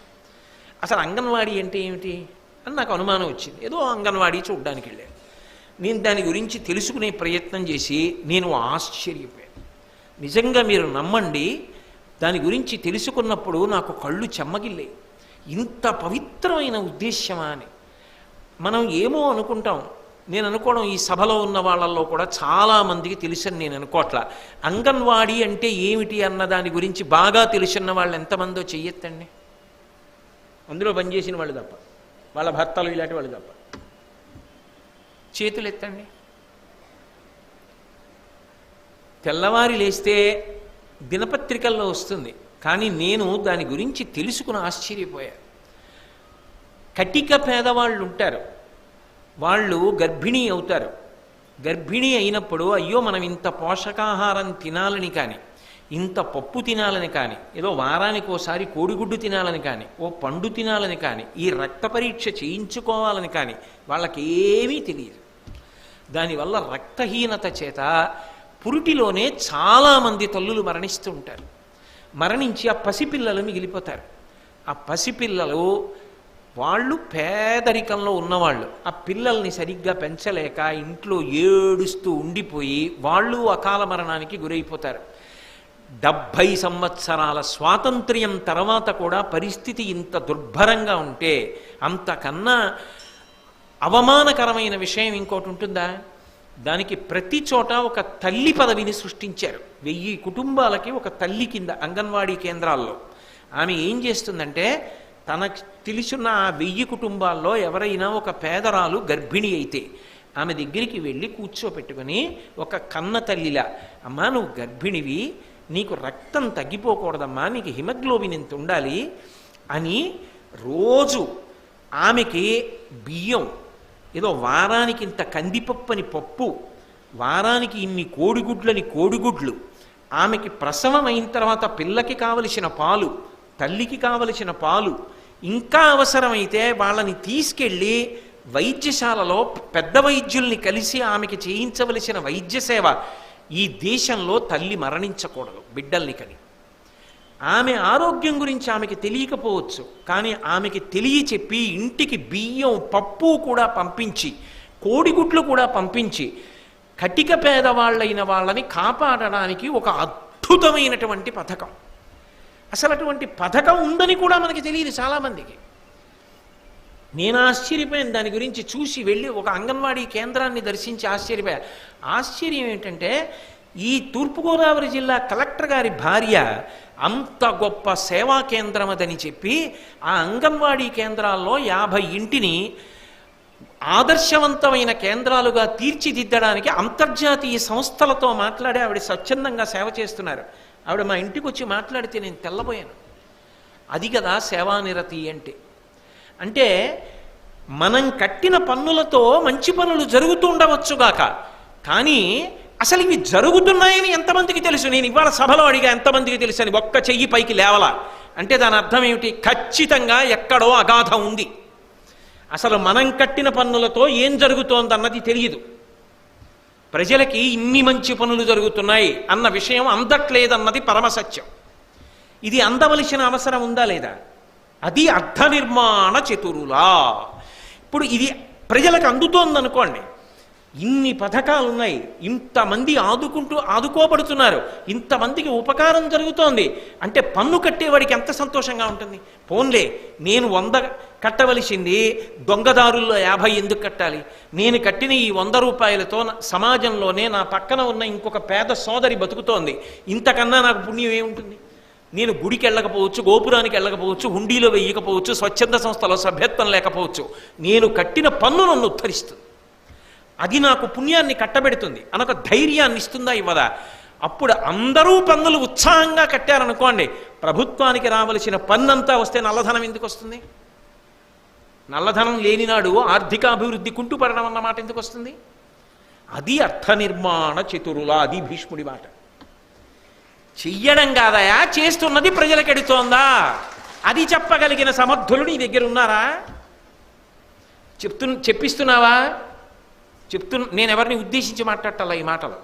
ధర్మరాజుకి భీష్ముడు అంటున్నాడని చెప్తున్నాను అంతే. కాబట్టి ఇది జరిగితే స్వచ్ఛందంగా ప్రజలు మరింత డబ్బు పన్ను రూపంలో కట్టి ఉన్నవాళ్ళు ముందుకొచ్చి ఎక్కడి వాళ్ళక్కడ ఎవరూ పన్ను ఎగ్గొట్టడానికి సిద్ధపడరు. అప్పుడు వృద్ధిలోకి వస్తుందా లేదా? వృద్ధిలోకి వస్తుంది. 2, రూపాయే వచ్చే చోట 1 కోటి రూపాయలు వచ్చేటట్టు చెయ్యగలిగినటువంటి శక్తిని ఎక్కడ ఉందో అది గుర్తించగలిగిన ప్రజ్ఞాశాలి ఉండాలి. వాడు అర్థ నిర్మాణ చతురుడు. మొన్న గోదావరి పుష్కరాలు జరిగితే పుష్కరాల్లో పాలకొల్లు శాసనసభ్యుడు సర్ ఆర్థర్ కాటన్కి పిండ ప్రదానం చేశారు. ఎక్కడ ఆర్థర్ కాటన్? ఎక్కడో విదేశాల నుంచి వచ్చినవాడు. అటువంటి ఆయనకి మొన్న గోదావరి పుష్కరాల్లో పిండ ప్రదానం చేశారు. ఎందుకు చేశారు అంటే, ఒకానొకప్పుడు గోదావరి వరదలు వచ్చాయి. కాకినాడ పట్టణంతో సహా మీరు సర్ ఆర్థర్ కాటన్ జీవిత చరిత్ర చదివితే తెల్లబోతారు. చిన్నప్పుడు 11 మంది సంతానం తల్లిదండ్రులకి. ఆయన రోడ్డు మీద నడిచి వెడుతూ అన్నయ్యతో కలిసి వీధుల్లో వెడుతూ వర్షం పడినప్పుడు ఆ వర్షపు నీటిని కాలి బొటనవేలితో ఇలా గీతలు గీసి కాలవలుగా ప్రవహింపజేసేవట. చిన్నప్పటి నుంచి ఆయనకి ఆ కుతూహలం. అందుకని నీటిపారుదలలో సాంకేతిక పట్టభద్రుడయ్యాడు. ఎందుకో ఆ రోజుల్లో ఈస్ట్ ఇండియా పరిపాలన సమయంలో ఇక్కడికి వచ్చాడు. ఇక్కడికి వచ్చినప్పుడు ఆయన చూశాడు గోదావరి పరివాహక ప్రాంతాన్ని. ఆయన వ్రాసిన మాటలు, ఆయన చేసిన ప్రసంగాలు, ఆయన బ్రిటిష్ గవర్నమెంట్కి వ్రాసిన ఉత్తరాలు చదివి నేను తెల్లబోయాను ఆయన వ్రాసినటువంటి ఇంగ్లీష్కి. ఎందుచేత అంటే ఆయన ఈ దేశం వాడు కాడు, కానీ ఆయన ఇంత గోదావరి వరదలు వస్తే ఇంతమంది చచ్చిపోవడానికి పనికొస్తోంది, ఇంత పంట నాశనం అవ్వడానికి పనికొస్తోంది. ఈ గోదావరికి ఆనకట్ట కట్టగలిగితే బంగారం పండుతుంది. గోదావరికి అటు గోదావరికి ఇటు కూడా. భారత ఆహార సంస్థ కూడా సేకరించడానికి ఇబ్బంది పడవలసినన్ని లక్షల టన్నులు పండుతుంది. అన్ని లక్షల టన్నులు పండడానికి అవకాశం ఉంది ఇక్కడ, కానీ గోదావరి మీద ఆనకట్ట లేదు అని ఆయన ప్రాధేయపడితే ఈస్ట్ ఇండియా కంపెనీని ఒకానొక సమయంలో నీకు ఇది అక్కర్లేని విషయం, అది మనకి కేవలంగా వలసరాజ్యం, అక్కడ వ్యాపారం చేయడానికి వచ్చాం, అక్కడ ఆనకట్టలు కట్టడం, వ్యవసాయం చేయించడం ఇదంతా నీకు అవసరమా? నీ ఉద్యోగం తీసేస్తామని తాకీదులు ఇచ్చారు. అయినా సరే నేను ఎక్కడ తింటున్నానో అక్కడ ప్రజలు బాగుండాలని చెప్పి ఎక్కడి వాడైతేనేమండి మహానుభావుడు గుర్రం మీద ఎక్కడో తూర్పుగోదావరి జిల్లా సముద్ర సంగమం దగ్గర మొదలుపెట్టి అక్కడ నుంచి భద్రాచలం వరకు గుర్రం మీద అరణ్యాల్లో వెళ్ళి దోమలు కుట్టేసి వింత జ్వరం వస్తే ఆస్ట్రేలియా వెళ్ళిపోయి వైద్యం చేయించుకుని మళ్ళీ వెనక్కి వచ్చి ఇప్పటికీ ఉంటుంది బ్యారేజ్ మీద అప్పన్న అని ఓవర్సీర్, ఆయన సహకారం తీసుకుని ప్రజలందరినీ సమావేశపరచి మీ జీవితాలు బాగుపడతాయి. నన్ను నమ్మండి, ఆనకట్ట కడదాం, నాకు సహకరించండి. ఒక్కసారి మీరు శ్రమదానం చేసేటప్పుడు మీకు రోజుకి ఇంత డబ్బు రావాలి వేతనంగా అన్నా కూడా వదిలిపెట్టి మీరు తక్కువ వేతనానికి పనిచేస్తే మా ప్రభుత్వం అంగీకరిస్తుంది. అంగీకరించి ఒకసారి ఆనకట్ట కడితే మీ పంట పొలాలన్నీ బంగారం పండుతాయి, మీరందరూ వృద్ధిలోకి వస్తారు. నన్ను నమ్మండని చెప్పి సమావేశాలు పెట్టి రాత్రిళ్ళు కాగడాలు పెట్టి వాళ్ళందరినీ ఉద్దేశించి మాట్లాడి ఆ ధవళేశ్వరం దగ్గర ఆనకట్ట నిర్మాణం చేసి మహానుభావుడు గోదావరి నది నీటిని సముద్రంలో కలిసిపోకుండా నియంత్రించి ఉభయ గోదావరి జిల్లాలకి కాలువలు తవ్వించి పంట పొలాల్లో మళ్ళిస్తే ఆ నీటిని ఇవాల్టి రోజున కూడా ఉభయ గోదావరి జిల్లాల ప్రజల యొక్క కృతజ్ఞతాభావం అటువంటిది. మీరు ఎక్కడికి వెళ్ళండి, గుర్రం మీద పెడుతున్న కాటన్ విగ్రహాలు పెడతారు. ఇప్పటికీ కాటన్ విగ్రహాలకు క్షీరాభిషేకాలు చేస్తారు. ఆఖరికి మొన్న జరిగిన గోదావరి పుష్కరాల్లో పాలకొల్లు శాసనసభ్యుడు ఆర్థర్ కాటన్కి పిండ ప్రదానం చేశాడంటే ఈ జాతి ఆయన్ని ఎంత గుర్తు పెట్టుకుంది. కాటన్ వచ్చి కట్టిన ఆనకట్ట తర్వాత ఎన్ని కోట్ల ఆదాయం ప్రభుత్వాలకు ఎడుతోంది, ఇవాళ ఎంత పంట పండుతోంది. మొత్తం ఆంధ్రప్రదేశ్కి అంతటికీ కూడా బియ్యపు గిన్నె అని పేరు తెచ్చుకున్నాయి తూర్పుగోదావరి పశ్చిమ గోదావరి జిల్లాలు. కాటన్ పెట్టిన భిక్ష కాదా?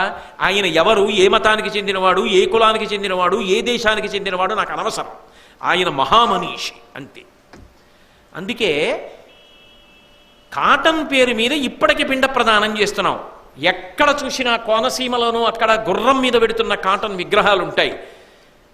దార్శనికతతో ఇవాళ ఏదో తాత్కాలిక అవసరాలు తీర్చడం కాదు, దీర్ఘకాలిక ప్రయోజనాన్ని ఆశించి రాబో కాలంలో ప్రజలు దరిద్రంతో మగ్గిపోవలసిన అవసరం లేకుండా వాళ్ళు వృద్ధిలోకి రావడానికి కావలసిన దార్శనికతతో కూడిన ప్రణాళికా నిర్మాణం చేసి ప్రజల్ని వృద్ధిలోకి తీసుకురావడానికి కావలసినటువంటి గొప్ప గొప్ప కట్టడములను నిర్మించి ప్రజల ఆదాయాన్ని వందల నుంచి కోట్లకి పెంచగలిగితే అందులో కొంత ప్రభుత్వానికి పన్నుగా వస్తే అందుకు ప్రభుత్వం కీర్తింపబడుతుంది కదా. కాటన్ బ్రిటిష్ గవర్నమెంట్కి ఉత్తరం రాస్తూ ఒక మాట రాశాడు, it is a shame on the part of a civilised government అని రాశాడు. ఫ్లడ్స్ వచ్చి నీళ్లలో ప్రజలు కొట్టుకుపోతుంటే నేను ఇప్పటికే ఆ వాక్యాలు మర్చిపోను. It is shame on the part of a civilised government అని రాశాడు. ఇంతమంది చచ్చిపోతుంటే ఆనకట్ట కట్టడానికి మీనమీషాలు లెక్క పెడతారా వలసరాజ్యం అని ఆయన వ్రాసిన భాషకి అనుమతిచ్చింది. మహానుభావుడు ఎక్కడివాడు, ఆయనకి ఏం అవసరం? 150 గజాల స్థలం ఉంది ఆయనకి ఎక్కడైనా తూర్పుగోదావరిలో కానీ పశ్చిమ గోదావరిలో కానీ. ఎక్కడైనా మీరు రాజులు చక్రవర్తులకి మ్యూజియం చూస్తారు. ఇప్పటికీ ధవళేశ్వరంలో సర్ ఆర్థర్ కాటన్ మ్యూజియం ఉంది. ఆయన ఆనకట్ట కట్టినప్పుడు వాడినటువంటి పరికరాలు ఇప్పటికీ మ్యూజియంలో పెట్టారు. ప్రతి వ్యక్తి తన కొడుకుని, తన మనవణ్ణి, తన మనవరాల్ని ఆ మ్యూజియంకి తీసుకెళ్లి చూపించి కాటన్ జీవిత చరిత్ర చెప్పాలి. ఇదిరా ఒక మహానుభావుడు దేశానికి చేసిన సేవ, ఎంత గొప్పగా ఇవాళ వర్ధిల్లాయో చూడని చెప్తే పిల్లల్లో ఆ ఉత్సాహం నిబిడీకృతమవుతుంది. వాళ్ళు అర్ధ నిర్మాణ చతురులవుతారు. దాని వలన దేశం వృద్ధిలోకి వస్తుంది.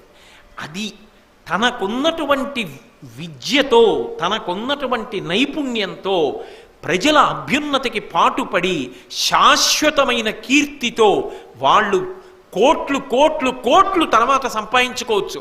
నిన్ను గుర్తు పెట్టుకున్నారా, పెట్టుకోలేదా? ఆయన కోరుకోలే. కాటన్ని గుర్తు పెట్టుకుంటారని కాటన్ కట్టలేదు, కానీ ఆయనకి సహకారం చేసిన ఓవర్సీర్ పేరు ఇప్పటికీ ఉందిట దాని మీద. అంటే ఎంత కష్టపడే ప్రజలు, ఎంత గొప్పగా ఈ దేశాన్ని వృద్ధి చేయడానికి అవకాశం ఉన్నటువంటి దేశం. అటువంటి అర్ధ నిర్మాణ చతురులు ఉండాలి. అది లేనప్పుడు అగాధం ఏర్పడుతుంది. ధర్మరాజా, ప్రభుత్వమునకు ప్రజలకు మధ్య అనుసంధానం ఉండదు, తెలియదు ప్రజలకి. తెలియనప్పుడు పన్ను కట్టడంలో ఉత్సాహం చూపించరు. ప్రభుత్వ ఆస్తి మన ఆస్తి అన్న భావన పెంపొందదు. ఇవి పెంపొందాలంటే అటువైపు నుంచి ఈ భావన కలిగేటట్టుగా చెప్పగలిగిన వాడు కూడా ఉండాలి సుమా. అటువంటి వారిని దగ్గర పెట్టుకో సుమా. అటువంటి ఆలోచన, అటువంటి సునిశ్చిత మేధాశక్తి ఎవరి యందున్నదో వారికి పెద్దపీట వేసి దగ్గర పెట్టుకుంటే వృద్ధిలోకి వస్తావు. లేనినాడు వృద్ధిలోకి రాదు. ఎంతకాలం నువ్వు మాట్లాడతావు? ఎంతకాలం రాజన్న తర్వాత పరిపాలనే చూస్తాడా? రాజన్న తర్వాత న్యాయమే చూస్తాడా? రాజన్న తర్వాత ప్రజల సంక్షేమమే చూస్తాడా? రాజన్నవాడు తానే ప్రజలకి చెప్పుకుంటాడా? ఎన్ని చేస్తాడు? పక్కన ఉండాలి ఒకడు. కాబట్టి అర్థ నిర్మాణ చతురులు. ఇప్పుడు నాకు చెప్పండి, భీష్ముడు మాట్లాడిన ఒక్కొక్క పద్యంలో ఒక్కొక్క మాట ఎంత సారవంతమైన మాట, ఎంత గొప్ప మాట. అది ఎవరో రాజులకి ఏమిటి, అది ఎప్పటికీ అందరూ తెలుసుకుని ఆ మార్గంలో ప్రయాణించిన నాడు, అలా దాన్ని అర్థం చేసుకుని ఆనందించగలిగిన నాడు, తమ కర్తవ్యత నిష్టలో ఉన్న గౌరవం ఏమిటో తెలుసుకున్న నాడు ఆ ఆనందం. అందుకే అవి ఎప్పుడో కాలదోషం పట్టిన పుస్తకాలు కావవి, అవి ఎప్పటికీ అవసరమైనవే. అందుకే అంటాడు వివేకానందుడు, if you strongly believe that they cannot answer your present days question, throw them out of your window mercilessly, but remember they will answer your needs of every time అంటాడు. నిజంగా ఇవాళ సమకాలీన సమాజానికి సంబంధించిన సమస్యలకి కావలసిన పరిష్కారమును ఆర్షగ్రంథములు చూపించలేవని నువ్వు నమ్మిన నాడు వాటిని నిర్దాక్షిణ్యంగా నీ కిటికీలోంచి విసిరే. కానీ నేను చెప్తున్నాను, అవి అటువంటివి కావు. కాలముతో సంబంధం లేకుండా ఎప్పటికీ మనిషిని మహామనీషిగా దిద్దగలిగిన మహాగ్రంథములు సుమా అంటాడు వివేకానందుడు. కాబట్టి అర్థనిర్మాణ చతురులు, లౌల్యరహితులను. దగ్గర ఉండేవాడు ఎటువంటి వాడై ఉండాలి అంటే లౌల్యము లేనివాడై ఉండాలి. సంస్కృతంలో అందం ఉంటుంది, లౌల్య. ఈ లకారం తిరిగితే ఏమిటంటే ఎప్పుడు కూడా ఇంద్రియముల యొక్క సుఖాన్ని కోరుకునేవాడు అని అర్థం. ఒకడిని తీసుకెళ్ళి పదవిలో పెట్టగానే వాడు ఇంకక్కడి నుంచి నేను అక్కడికెడితే నాకు ఎన్ని గొడుగులు పడతారు, ఇక్కడికెడితే నా చుట్టూ ఎంతమంది నించుంటారు, ఇక్కడికెడితే నాకు ఎంత గౌరవం ఇస్తారు, నన్ను చూడగానే ఎంతమంది లేచి నిలబడతారు, ఇదొక్కటే ఆలోచించుకోగలిగిన వాడైతే, ఉన్నన్నాళ్ళు తాను ఎలా సుఖంగా బతికేద్దాం అన్నవాడైతే దాని వలన ప్రజలకి ఉండే ఉపకారము సున్నా. అటువంటి వారిని దగ్గర ఉంచుకోకు సుమా. ఇంతకన్నా నేను దాని గురించి మాట్లాడక్కర్లేదు. కాబట్టి లౌల్యరహితులను, ఇంద్రియముల యొక్క సుఖము చేత ఆనందపడిపోయి కాలం గడిపేసేటటువంటి వాళ్ళు ఈ పదవిలో ఉండడం నేను ఇలా పడిపోవడానికి పనికొస్తుందనుకున్నవాడు వద్దు. వాడి వలన ప్రజలకు ఉపకారం ఉంటుందన్న వాడికే తెచ్చి దగ్గర పెట్టుకో. కాబట్టి లౌల్యరహితులను, అది రాజే కాదు, కార్యాలయం కానివ్వండి, ఎక్కడ కానివ్వండి, అది దేశాభివృద్ధికి సూచన అవుతుంది అని.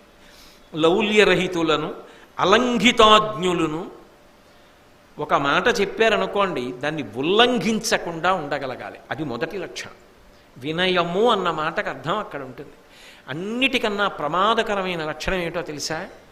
ఏ కార్యాలయంలో కానివ్వండి, ప్రభుత్వంలో కానివ్వండి, రాచరికంలో కానివ్వండి, నాకన్నా పైవాడు నాకన్నా తెలివి తక్కువవాడన్న భావన కలిగిన ఉద్యోగి ఉండడమే ప్రమాదం. నేనన్న మాట బాగా పట్టుకున్నారా లేదు? నా పైవాడు నాకన్నా తెలివి తక్కువవాడు అని ఆయన బాగా అనుకుంటున్నాడు అనుకోండి, ఆయనకన్నా ప్రమాదకరమైన వ్యక్తి ఇంకొకడు ఉండడు. ఎందుకని అంటే నాకు తెలిసి ఉన్నన్న ఆయనకేం తెలుసు అంటే వాడి వల్ల ప్రమాదం. వాడు అస్తమానం ఏం మాట్లాడుతుంటే అబ్బే ఆయనకేం తెలుసండి. అప్పుడు ఏమవుతుందంటే క్రమక్రమంగా ఆయన అందరిలో చులకనవడం మొదలెడతాడు. ఆయన మాట ఎవరు విండే. నిజంగా ఆయన పొరపాటు చేస్తున్నాడు అనుకోండి, నువ్వు మేలు కోరేవాడివైతే ఆయన ఒక్కడే ఉన్నప్పుడు వెళ్ళి ఇలా వద్దండి అని చెప్పాలి. నేను అనుభవంతో చెప్తున్నానండి, గతంలో ఇటువంటి సన్నివేశాలు వచ్చాయి, ఇది చెయ్యకండి అని చెప్పాలి. అంతేకాని తప్పకుండా అలా చేద్దాం సార్ అని అక్కడ చెప్పి బయటకు వచ్చి ఆయనకి ఏం తెలుసు మునిగిపోయాక తెలుస్తుంది అనకూడదు. అందుకే అత్యంత ప్రమాదం ఏమిటంటే తన పైవాడు తనకన్నా తెలివి తక్కువవాడని అనుకోగలిగిన ఉద్యోగి ఆఫీసులో ఉండడం, లేదా ప్రభుత్వం దగ్గర ఉండడం, లేదా రాజు దగ్గర ఉండడం. అప్పుడు రాజు. ఇప్పుడైతే ఇంతేగా అన్వయం మరి ప్రజాస్వామ్యంలో. అలా ఉండకూడదు సుమా. అలంఘితాజ్ఞులు. ఆయన చెప్పారంటే ఆయనకి తెలీదా? నాకన్నా పై స్థానంలో కూర్చున్నవారు ఆయనకి తెలీదా ఏం చెయ్యాలో? ఆయన ఆలోచించి చెప్పుంటారు. ఒకవేళ అంత పొరపాటు చేస్తున్నారేమో, ఆయన ఇబ్బంది పడతారేమో అని నీకు అనిపిస్తే నువ్వు ఆ గౌరవంగానే మాట్లాడు, చెప్పి చూడు. ఆజ్ఞని ఉల్లంఘించవద్దు అనగానే నాకు ఒక విషయం తెలుసు, మీకు అనుమానం వస్తుంది. ఏమండి అది ఎంత ప్రమాదకరమైనా ఇంకా ఆజ్ఞని ఉల్లంఘించకుండా అలా పాటించేయడమేనా అంటే, ఉల్లంఘించవద్దు అన్న మాటకు అర్థం ఏమిటంటే ఒకవేళ ఉల్లంఘించవలసి వస్తే సమర్థించుకో. మీకు చాలా తేలిగ్గా అర్థమైపోవాలి అంటే ఒక్కొక్కసారి ఆంగ్ల భాష సౌకర్యం అవుతూ ఉంటుంది తప్పనిసరి పరిస్థితులు. ఇప్పుడు సిగ్నల్ ఇచ్చారా అండి అని అడిగితే తేలిగ్గా అర్థమవుతుంది. ఎంత తెలుగు భాష మీద మమకారం ఉన్నా ధూమచకట గమనాగమన విరామస్థానములు సూచించు సంజ్ఞ ఇవ్వబడినదా అని అడిగాను అనుకోండి, ఎవరికి అర్థమవుతుంది? అది సిగ్నల్ అన్నది తెలుగు మాటగా మారిపోయింది అంతే. ఇంకా కొన్ని మీరు ఆ హేతువు దాటి చెప్పడం సాధ్యం కాదు కూడా. అది ఏమో వృద్ధిలోకి వచ్చిన నాడు ఆ స్థాయిని పొందుగాక, అలా జరగాలనే మనం కోరుకుందాం. కానీ ఎప్పుడూ కూడా వాస్తవ స్థితిని గమనించగలిగి ఉండాలి. ప్రభువు ఒక ఆజ్ఞనిచ్చాడు, కానీ ఆ ఆజ్ఞని ఉల్లంఘించవలసి వచ్చింది. ఎందుకు ఉల్లంఘించావో నువ్వు సమర్థించుకోవాలి. Break the rule but justify it. బాగా పట్టుకున్నారో లేదో? మీరు ఎప్పుడైనా సరే ఒక ఆజ్ఞ విధింపబడితే దాన్ని మీరు ఉల్లంఘించవచ్చు. ఎప్పుడు? మీరు సమర్థించుకోగలిగితే. నేను మీకు ఒక ఉదాహరణ చెప్పవలసి వచ్చిందనుకోండి, మీకు బాగా అర్థమయ్యేటట్టు. ఏదో బోరెడంత బియ్యాన్ని నిల్వ చేసినటువంటి ఒక గోదాం ఉంది. ఎవరికి తెలుస్తుంది? ఓ రోజు రాత్రి అకస్మాత్తుగా వానొచ్చింది, 4 రేకులు ఎగిరిపోయి. దానికి బోల్ట్లు బాగా ఉన్నాయో లేదో ఎవరికి తెలుస్తుంది? 4 రేకులు ఎగిరిపోయి హోరన వర్షం పడి లోపల నీరు నిలబుండిపోయింది. అది వెళ్ళదు కింద నుంచి. అప్పుడు ఆయన ఏం చేశాడంటే ఆయనే గోడకో కన్నం పెట్టించి ముందు ఆ నీరు బయటికి తోయించాడు. ఇప్పుడు ఆయన గోడకి కన్నం పెట్టడం తప్ప ఉప్ప? అలా గోడకి కన్నం పెట్టడం వల్ల ఆ నీరు ఇంకా పైకెక్కి చాలా బస్తాలు పోకుండా కాపాడగలిగాను. మళ్ళీ 4 ఇటుకలు పెట్టి కట్టుకోవచ్చు. లేకపోయి ఉంటే గోడకి కన్నము పెట్టడము తప్పు. గోడకి కన్నం పెట్టడానికి అధికారులు ఉంటారు? ఎక్కడ ఉండరు కదా. మరి ఆయన గోడకి కన్నం పెట్టాడు కదా. అంటే గోడకి కన్నం పెట్టి సంస్థకు ఉపకారం చేశాడు. Break the rule but justify it.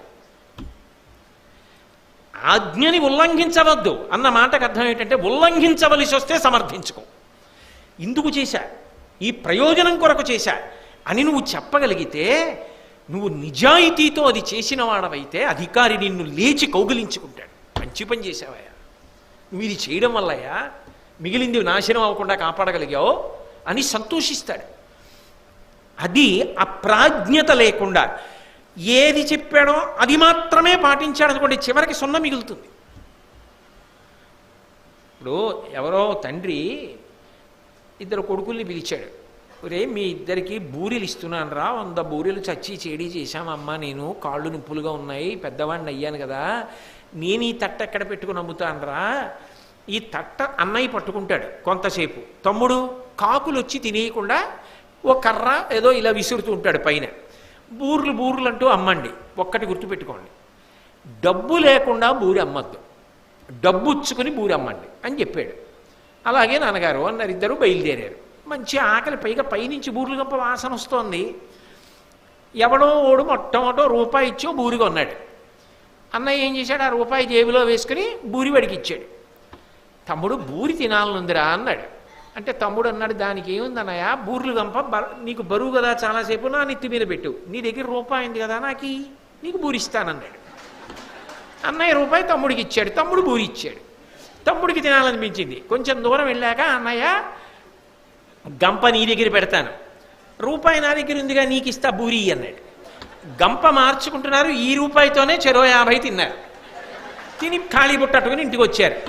ఇంటికి వచ్చి ఏరా అన్నీ అమ్మేసి అన్ని డబ్బుకే అమ్మాను నాన్నగారు. ఎంత వచ్చింది? రూపాయి. అది రూపాయి. మీరేం చెప్పారు? డబ్బుకే అమ్మమని చెప్పారా? రూపాయి ఇచ్చినప్పుడే బూరిచ్చా అన్నయ్యకి, రూపాయి ఇచ్చినప్పుడే బూరిచ్చా తమ్ముడికి. అంటే అది హేతువుకి బాగుంటుందేమో కానీ ఫలితానికి బాగుంటుందా? అది వితండ వాదన, అది మెట్ట వాదన అంటారే, అటువంటి వాదన. అలా ఉండకూడదు. నిజంగా నువ్వు ఒక నియమాన్ని ఉల్లంఘించవలసి వస్తే అలా ఉల్లంఘించి నువ్వు ప్రయోజనాన్ని కట్టబెట్టగలిగావన్నది నిరూపించుకోగలిగిన ప్రజ్ఞాశాలి అయి ఉండాలి దగ్గరున్నవాడు. అలాగనే అయిందానికి కాందానికి మీకు తెలియదులేండి అందుకు ఉల్లంఘించాననేవాడు అవ్వకూడదు. అప్పుడు ఈయన అడగరు, ఇంకా ఆయన అడుగుతాడు. ఆయన చెప్పింది ఎలాగో ఈయన చేయడండి, కానీ ఈయన మార్చేసిన దాన్ని ఆయన ఎలాగో ఒప్పుకుంటాడు, ఈయనకే చెప్పండి అంటారు. అప్పుడు నామమాత్రావశిష్ట ప్రభు అయిపోతాడు. కాబట్టి జాగ్రత్త దగ్గర పెట్టుకునేటప్పుడు ఎంత గొప్పగా మాట్లాడాడండి, ఎంత ఆపశయ్య మీద ఉంటే మాత్రం ఇంతకన్నా బిజినెస్ మేనేజ్మెంటు, ఇంతకన్నా పబ్లిక్ అడ్మినిస్ట్రేషను, ఇంతకన్నా పర్సనల్ మేనేజ్మెంట్ ఏముంటాయి లోకంలో? ఎంత అనుభవశాలి భీష్ముడు. కాబట్టి లౌల్యరహితులు, అలంఘితాజ్ఞులను, సునీతి నిపుణులను, నీతి శాస్త్రం బాగా చదువుకున్న వాళ్ళని దగ్గర పెట్టుకో. నీతి మీద నమ్మకం ఉన్న వాళ్ళని పెట్టుకో. నీతి పాటించడం చేత మనిషి గౌరవాన్ని పొందుతాడని బాగా నమ్మిన వాడెవరు ఉంటాడో అటువంటి వాడిని దగ్గర పెట్టుకో. కులజులునగు పరిజనముల పెనుపు పతికి హితము. ఒక్కొక్క కుటుంబ నేపథ్యం ఉంటుంది. ఆ కుటుంబంలో ఉన్న వాళ్ళందరూ కూడా ఎంతో నిజాయితీపరులు, గొప్ప సేవ చేసిన వాళ్ళు, అటువంటి వాళ్ళు ఉంటారు. అటువంటి మంచి కుటుంబాల నుంచి వచ్చినటువంటి వాళ్ళని నీ దగ్గర పెట్టుకో. పెట్టుకోవడం వల్ల నువ్వు వృద్ధిలోకి వస్తావు అని ధర్మరాజా ఇప్పటిదాకా నీ దగ్గర పెట్టుకోవలసినటువంటి వాళ్ళ గురించి చెప్పా. ఇప్పుడు అసలు నీ రాజ్యంలో ఉన్న ప్రజలందరికీ కూడా ఇది స్త్రీ పురుష పండిత పామర కుల మత వర్ణ వర్గ ధనిక పేద విచక్షణ లేకుండా ప్రతి వ్యక్తి కూడా పాటించవలసినటువంటి ధర్మములు, తెలుసుకోవలసిన ధర్మములు ఏ ఉంటాయో అవి చెప్తాను. ఇవి ప్రజలందరూ పాటించేటట్టుగా చూసుకో. అంటే ప్రజలకి దీని గురించి బాగా ప్రచారం జరిగేటట్టు, దీని మీద నమ్మకం కలిగేటట్టు, వాళ్ళు అలా అనుష్ఠానం చేసేటట్టుగా నువ్వు బాగా శ్రద్ధ తీసుకో.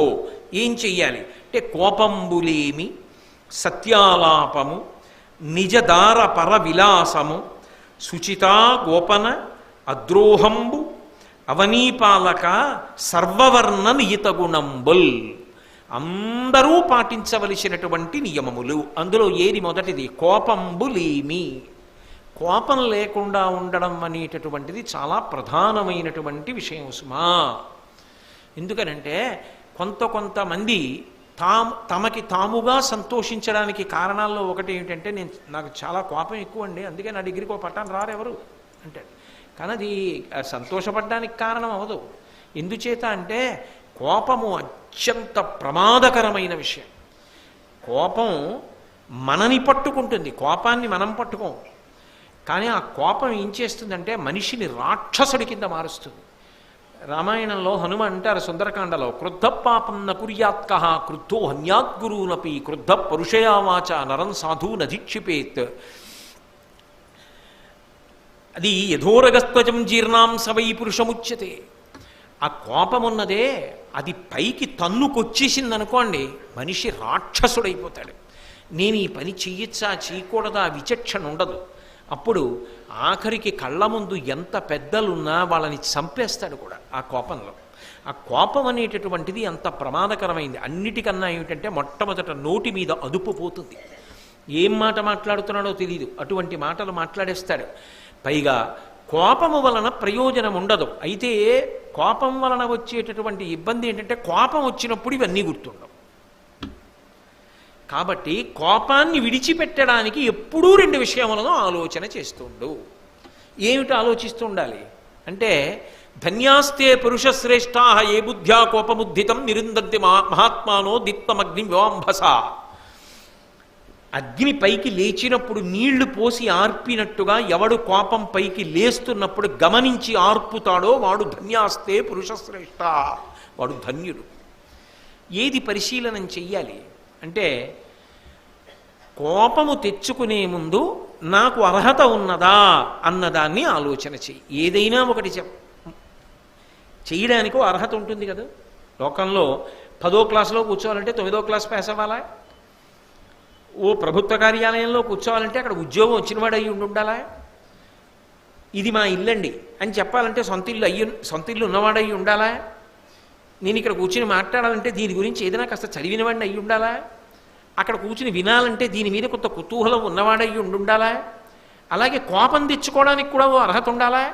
ఏ అర్హత ఉండాలి కోపం తెచ్చుకోవడానికి అంటే, కోపం ఎందుకు తెచ్చుకోవాలి? అవతల వాడు తప్పు చేశాడు కాబట్టి. నువ్వెప్పుడూ చేయలేదా? నువ్వెప్పుడూ తప్పు చేయని వాడివైతే వాడు తప్పు చేశాడు కాబట్టి కోపం తెచ్చుకో.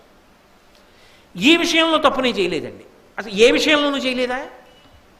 ఎందుకు చేయలేదండి, ఎప్పుడో అప్పుడు ఏదో ఒకటి చేసి ఉంటాను. అయితే కోపం తెచ్చుకోకు. Polluted hands cannot touch the pure fountain of justice. నీ చేతిలో మకిలమైపోతే నువ్వు పవిత్రమైన న్యాయం అన్న సరోవరాన్ని ఎలా ముట్టుకుంటావు? నువ్వు ఇంతకుముందు దోషం చేసిన వాడివే, ఇప్పుడు ఎవడో దోషం చేశాడని వాడి మీద కోప్పడడానికి నీకున్న అధికారం ఏమిటి? కాబట్టి నేను దోషం చేసిన వాడినే కాబట్టి నేను కోప్పడ్డా, నాకు అధికారం లేదు. కాబట్టి కోప్పడకుండా ఉండడానికి అదొక సాధనం.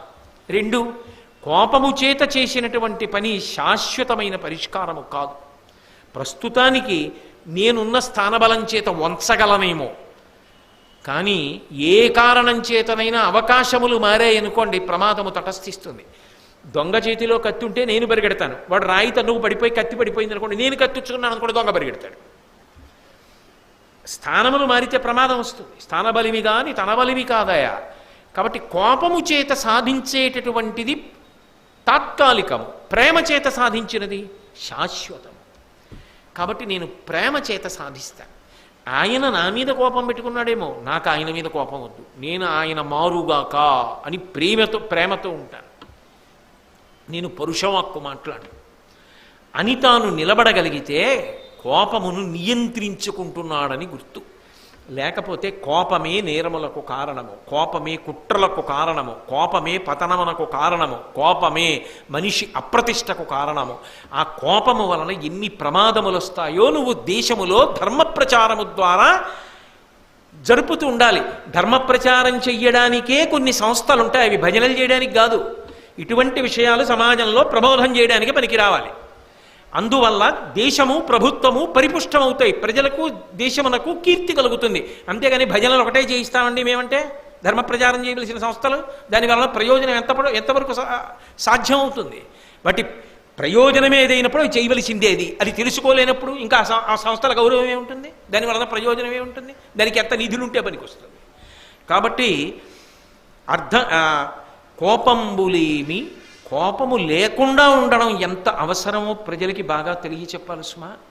కోపమున్న వాళ్ళ విషయంలో తప్పు చేస్తుంటారు.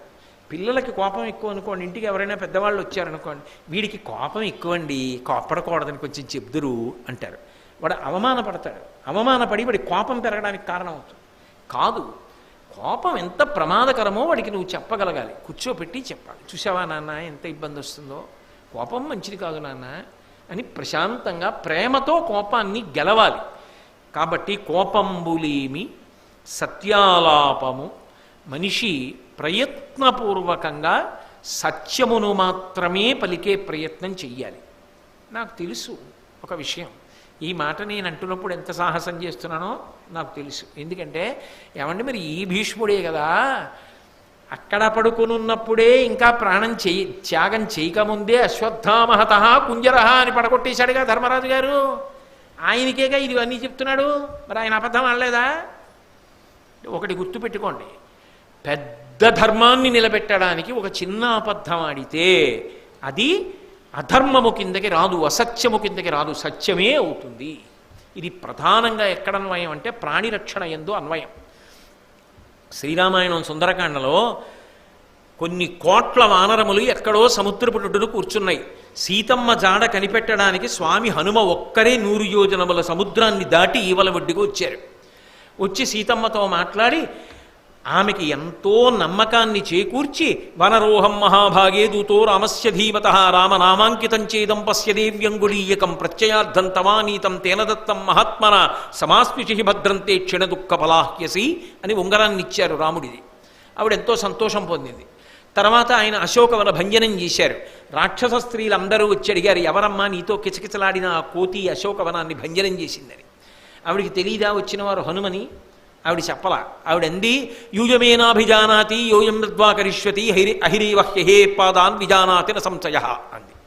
పాము కాళ్ళు ఎక్కడుంటాయో నాకు తెలుస్తుందా? పాము అలా వెళ్ళిపోతుంటే పట్టుకుని పావుని కాళ్ళు ఎక్కడుంటాయని పైకెత్తి చూడనా? పాము కాళ్ళు పావుకి తెలుస్తాయి, విమానం కాళ్ళు విమానానికి తెలుస్తాయి. విమానం చక్రాలు పైకెక్కే కనపడవు, కిందకి దిగితే వస్తాయి. అది తన కడుపులో తను పెట్టేసుకుంటుంది కాళ్ళు. మళ్ళీ కిందకి దిగే ముందు కాళ్ళు అంటే చక్రాలు వదులుతుంది, వదిలితే క్షేమంగా దిగుతుంది కదా. విమానం కాళ్ళు అంటే విమానం చక్రాలు ఎక్కడున్నాయో విమానానికి తెలిసినట్టు పాము కాళ్ళు ఎక్కడున్నాయో పావుకి తెలియాలి. మీ ఊళ్ళోకి వచ్చిన శత్రువులు ఎవరో మీకు తెలియాలి, నాకు తెలియదండి. తెలియదు సీతమ్మకి హనుమెవరో? మరి సీతమ్మ అబద్ధం వాళ్ళ అంటే నేను సత్యమే చెప్పాలండి. ఆయన హనుమ వానరుడు, నా కోసమే వచ్చాడు, ఇదిగో ఈ ఉంగరం తెచ్చాడు అంటే పట్టుకోండి అంటారు.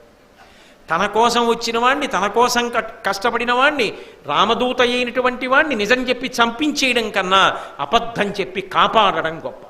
ఒక ప్రాణిని కాపాడడానికి ఒక చిన్న అబద్ధం చెప్పినా అది అసత్యము కాదు సుమా. ఎందుకంటే ఒక్కొక్కసారి ధర్మం మారిపోతుంది, ప్రత్యక్షంగా కళ్ళ ముందే మారిపోతుంది. అగ్ని వెలుగుతోంది, అక్కడ అగ్గిపుల్ల వెలిగించారు ఎవరో, నేను ఇన్ని నీళ్లు పట్టుకొచ్చి ఇలా జల్లాను చెంచాతో, ఏమవుతుంది? మంట ఆరిపోతుందా? నీటి వలన నిప్పు ఆరినది సత్యమేనా? సత్యము. అంతే. నీటి ధర్మము నిప్పు నార్పుట. పెద్ద అడివి అంటుకుంది, ఈ చెంచాడు నీళ్ళే పట్టుకెళ్ళి చల్లాను, ఈ నీళ్లు కాలిపోయాయి. అదేమిటి ఇక్కడ ఆర్పింది అక్కడ కాలిపోయింది ఏమిటి? నీరు నిప్పు నార్పలేదేమి అని అడిగితే, ఇంత చిన్న నీరు అంత మంటను ఆర్పదు, అది కూడా కాలిపోతుంది. అలాగే చిన్న అబద్ధము పెద్ద ధర్మమును నిలబెట్టవలసి వచ్చినప్పుడు ఆడితే అది అబద్ధము కిందకి రాదు, ధర్మమే అవుతుంది. అంటే సత్యాసత్యముల యొక్క వివక్ష తెలియకుండా ఎప్పుడు పడితే అప్పుడు సత్యమే మాట్లాడతానని కొంపలు ముంచేయకూడదు. కాబట్టి ఏది అసత్యమో ఏది సత్యమో తెలిసి ఉండాలి. తెలిసి ఉండాలంటే ధర్మము గురించి అవగాహన కలగాలి. ధర్మము గురించి అవగాహన కలగాలంటే ధర్మ ప్రచారము జరగాలి దేశంలో. కాబట్టి ధర్మ ప్రచారము జరగడానికి పెద్దపీట వేయి ధర్మరాజా. అయితే నీ పేరు ఒకటి ధర్మరాజు అయితే సరిపోదు సుమా, ప్రజలు కూడా ధర్మాత్ములు కావాలి. కాబట్టి ఆ సత్యమును పలకడం ప్రజలకు అలవాటు కావాలి. సత్యాలాపము నిజదారపర విలాసము. ఈ మాట చాలా, ఒకటికి 10 మాటలు వాడతాడు భీష్ముడు. నీ భార్య యందు మాత్రమే నువ్వు అనురక్తుడవు కావాలి. ఈ మాట ఆయన ఎందుకు అన్ని మాటలు చెప్తుంటాడో మీరు తాత్వికంగా గమనించాలి. మొట్టమొదటి విషయం ఏమిటో తెలుసా? ఎక్కడో భీష్ముడి లాంటి వాడు, శంకర భగవత్పాదుల వంటి వారి విషయం పక్కన పెట్టండి. ఏ వ్యక్తి కూడా తనకు తానుగా ఉండిపోయి పూర్ణుడు కాలేడు. ఓ పుట్టినవాడు మగవాడు కానివ్వండి, ఆడపిల్ల కానివ్వండి, వాళ్ళు అలాగే ఉండిపోతే పూర్ణత్వము సిద్ధించదు. కష్టం, సుఖం, జీవితంలో శాంతి, భద్రత, ఆనందము అన్నీ ఎందులో ఇమిడి ఉంటాయంటే ఒక స్త్రీ ఒక పురుషుడితో వివాహం అన్న బంధంలో కూడడంతో ఉంటుంది. అది శాశ్వతమై ఉన్నతగతులను కల్పిస్తుంది. వాళ్ళిద్దరి మధ్య కామము ధర్మము చేత ముడిపడిపోయిన కారణం చేత ఉత్తమమైన సంతానము ప్రభవిస్తుంది. ఆ సంతానము వలన వృద్ధాప్యమునందు శాంతి కలుగుతుంది. దాని వలన వంశము వృద్ధిలోకి వస్తుంది. తన శరీర పతనానంతరము ఉన్నతమైన లోకములను పొందుతాడు. అందుకే తాను తన భార్య యందు మాత్రమే అనురక్తుడై ఉండాలి తప్ప వేరొక స్త్రీ యందు అనురక్తి పనికిరాదు. ఎందుకో తెలుసా? అది తన ఒక్కడి సమస్య కాదు కనుక. అది సమాజమునకంతటికీ కూడా తప్పు సంకేతాన్ని పంపిస్తుంది. వాళ్ళు అలా ఉండి సంతోషంగా ఉండగాలేనిది అని ఇంకొకడు ఆలోచించాడు అనుకోండి, సమాజమంతా భ్రష్టమైపోతుంది. అమాయకులైన వాళ్ళని మోసం చేయడం బయలుదేరుతుంది. అందుకే ఒక స్త్రీకి ఒక పురుషుడే కట్టుబడుట, ఒక పురుషుడు ఒక స్త్రీకి కట్టుబడుట, తన భార్య యందు తాను అనురక్తుడగుట, ఇది రాకపోతే ఆ వ్యక్తి జీవితానికి అర్థం లేదు. ఒకటి బాగా ఆలోచించాలి. ఇంత పవిత్రమైన సభలో ఇంకింతకన్నా నాకు ఆ భీష్ముడి సందేశం చెప్పడానికి అవకాశం లేదు. అందుకని ఒక్కటే మాట చెప్తున్నా. మా ఇంటిలో వండుకున్న పాయసమే స్టీల్ గ్లాసులో పోసుకు తాగినా అదే రుచి, వెండి గ్లాసులో పోసుకు తాగినా అదే రుచి, బంగారు గ్లాసులో పోసుకు తాగినా అదే రుచి. స్టీల్ గ్లాసు తక్కువని, వెండి గ్లాస్ అంతకన్నా ఎక్కువని, బంగారు పాత్ర అంతకన్నా బాగా మెరుస్తోందని పైకేమో కానీ పాయసం రుచి మాత్రం ఒక్కటే అని గమనించగలిగిన నాడు, అలా కట్టుబడగలిగిన నాడు నీవు ధర్మం తప్పకుండా ఉండగలవు. అన్య స్త్రీ యందు మాతృభావన చేసిన నాడు కామము ప్రచోదనమవదు. మంట గిమ్మి కింద మంట పెడితే పాలు పొంగుతాయి. స్త్రీభావన చేస్తే నీ మనసు ధర్మము తప్పితే పాలు పొంగుతాయి. పైన నీళ్లు జల్లితే పాలు కిందకెడతాయి. అమ్మా అన్న భావన చేశారనుకోండి. నేను పొద్దున్న గాయత్రి జపం చేసినప్పుడు ఏ గాయత్రి మాతని చూశానో మనసులో, ఆ గాయత్రి మాతే సాయంకాలం అయ్యేటప్పటికి రోజు నాకు ఇన్ని ముఖాలతో దర్శనమిస్తుంటుంది. రే ఇంతమంది కింద నీకు కనపడుతున్నాను రా అని నా తల్లి వచ్చి కూర్చుంటోంది అనుకున్నాను అనుకోండి, నేను ప్రశాంతంగా ఉంటా, హాయిగా ఉంటా.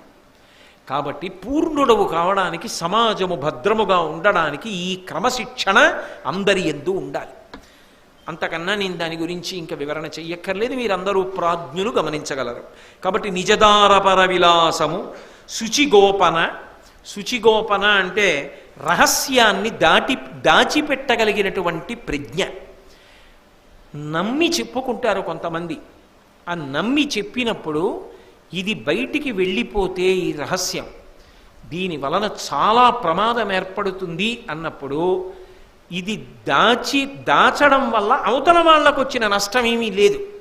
కాబట్టి ఇది నేను దాచడం మంచిది అనిపించినప్పుడు కేవలం నోటి జారుడుతనంగా చెప్పకుండా ఉండలేక చెప్పడం కోసం అందరితో చెప్పకూడదు.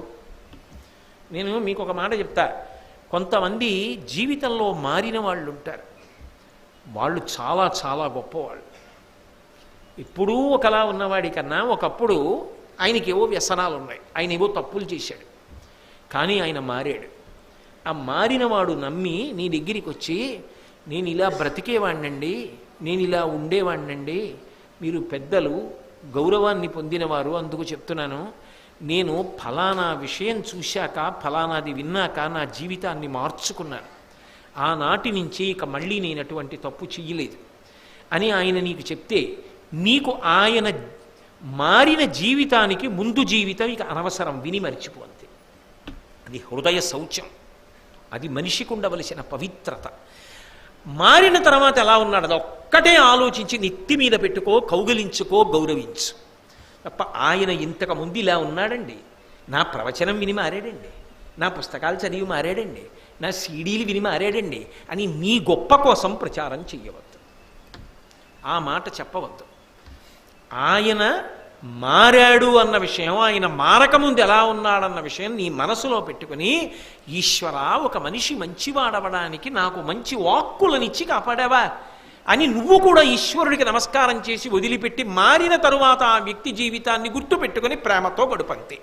అంతకు ముందు విషయం ఇక నువ్వు మాట్లాడక ఆయనతో, నీకు తెలిసున్నా ఎవరితో చెప్పద్దు. ఇది శుచితా గోపనము, ఇది ఉండాలి. అద్రోహంబు, ఎవరిని ఎలా పడగొట్టేద్దాం, ఎవరిని ఎలా నాశనం చేసేద్దాం, వీడు నాకన్నా వృద్ధిలోకి వచ్చాడే, ఏ కుట్ర చేద్దాం, ఏం మాటలు మాట్లాడదాం, వాడిని ఎలా సర్వనాశనం చేసేద్దాం, ఇటువంటి దిక్కుమాలిన ఆలోచనలు చెయ్యకు. ఎప్పుడూ కూడా రుజుత్వంతో, ఈశ్వరుడికి జవాబుదారీతనంతో చక్కగా జీవితంలో వృద్ధిలోకి రావడానికి ప్రయత్నించు తప్ప ద్రోహబుద్ధితో ఒకడిని నాశనం చేసే ఆలోచన చెయ్యవద్దు. చూస్తున్నవాడు ఒకడు ఉన్నాడని గుర్తుపెట్టుకో, కోట్ల జన్మలు కట్టి కుడిపిన నాడు బాధపడతావు. కాబట్టి వద్దు, అటువంటి ద్రోహ చింతన చెయ్యవద్దు, రుజుగుణంతో ఉండు. కాబట్టి అవనీపాలక సర్వవర్ణ నియత గుణంబుల్, ఇవి అందరి యందు ఉండాలి. ఇవి ఉండాలి అంటే ఒక్కొక్క గుణం గురించి ప్రజలలో బాగా అర్థమయ్యేటట్టుగా ప్రచారం జరగాలి. అందుకే పూర్వం ఈ దేశానికి ఉన్న ఆచారం ఏమిటంటే నదీ తీరముల యందు, యాగశాలల యందు, దేవాలయముల యందు, ముఖమంటపముల యందు, సభాస్థానముల యందు రామాయణ భారత భాగవతాది గ్రంథములలో ఆధారం చేసుకుని నీతి మాట్లాడేవారు. ఇవాళ రాత్రి వినేవారు, పడుకున్న తర్వాత కూడా ఇవే వినపడుతూ ఉంటాయి. మనిషిలో ఒక మార్పు వస్తుంది, క్రమక్రమంగా మారుతాడు. ఆ మారిన వ్యక్తి ఎవరున్నాడో అతను సమాజమునకు గొప్ప ఆస్తి. అంతకన్నా ఇంకేం కావాలి? ఆయన గత జీవితం నీకెందుకు, ఆయన ఇప్పుడు ఎంత మారాడు అది చాలు. ఈశ్వరుడు పరమ సంతోషం పొందుతాడు. ఎప్పుడూ ఒకలా ఉన్నవాడి కన్నా మారిన వాడిని చూసి భగవంతుడు కూడా ఆనందపడతాడు. కాబట్టి శుచితా గోపనము, ఈ ధర్మ ప్రచారం అందుకు చేసేవారు ఈ దేశంలో. అంత గొప్పది. 1,00,000 పోలీస్ స్టేషన్లు పెట్టి సాధించలేని నేరముల నియంత్రణ ధర్మ ప్రచారము ద్వారా సాధిస్తారు. అందుకే ఈ దేశంలో ప్రజలు అంత శీలవైభవంతో ఉండేవారు. ఈ దేశ ప్రజల గురించి, దేశం గురించి ప్రపంచ దేశాలంత గొప్పగా చెప్పుకునేవి అంటే కారణం ఈ దేశంలో ధర్మ ప్రచారానికి ఇవ్వబడినటువంటి సమున్నతమైన స్థానం. చాలా దురదృష్టకరమైన విషయం ఏమిటి అంటే ఇవాళ ధర్మ ప్రచారం కోసమే పని చెయ్యవలసినటువంటి సంస్థలు పేరు అదైనా కొన్ని అసలు అలా పని చేయకపోవడం. పరమేశ్వరుని అనుగ్రహము చేత ఆ లోటు పూడుకొనుగాక, ధర్మ ప్రచారము బహుముఖముగా జరుగుగాక. ప్రజలందరూ ధర్మానురక్తులై భీష్ముడు కన్న కలలు పండుగాక, అందరూ ప్రశాంతముగా జీవించెదరుగాక అని ఆకాంక్షిస్తూ రేపటి రోజున అత్యంత ప్రధానమైన విషయాలు కొన్ని మాట్లాడతాడు. అసలు గృహస్థాశ్రమంలో ఉన్న వాళ్ళు ఎలా ఉండాలి, ఈ ఆశ్రమ నియమాలు అవి కొన్ని మాట్లాడతాడు. ఆ విషయాల గురించి రేపు మళ్ళీ 7 గంటలకి కలుసుకున్నప్పుడు మనకి చేస్తాను. మంగళాశాసనపరై వదాచార్య పురోగమై సర్వైశ్చ పూర్వైరాచార్యై సత్కృతాయాస్తు మంగళం. మంగళం కోసలేంద్రాయ మహనీయ గుణాత్మనే చక్రవర్తి తనూజాయ సర్వభౌమాయ మంగళం. ఉమాకాంతాయ కాంతాయ కామితార్థప్రదాయినే శ్రీగిరీశాయ దేవాయ మలినాథాయ మంగళం. సర్వం శ్రీ ఉమామహేశ్వర పరబ్రహ్మార్పణమస్తు. స్వస్తి.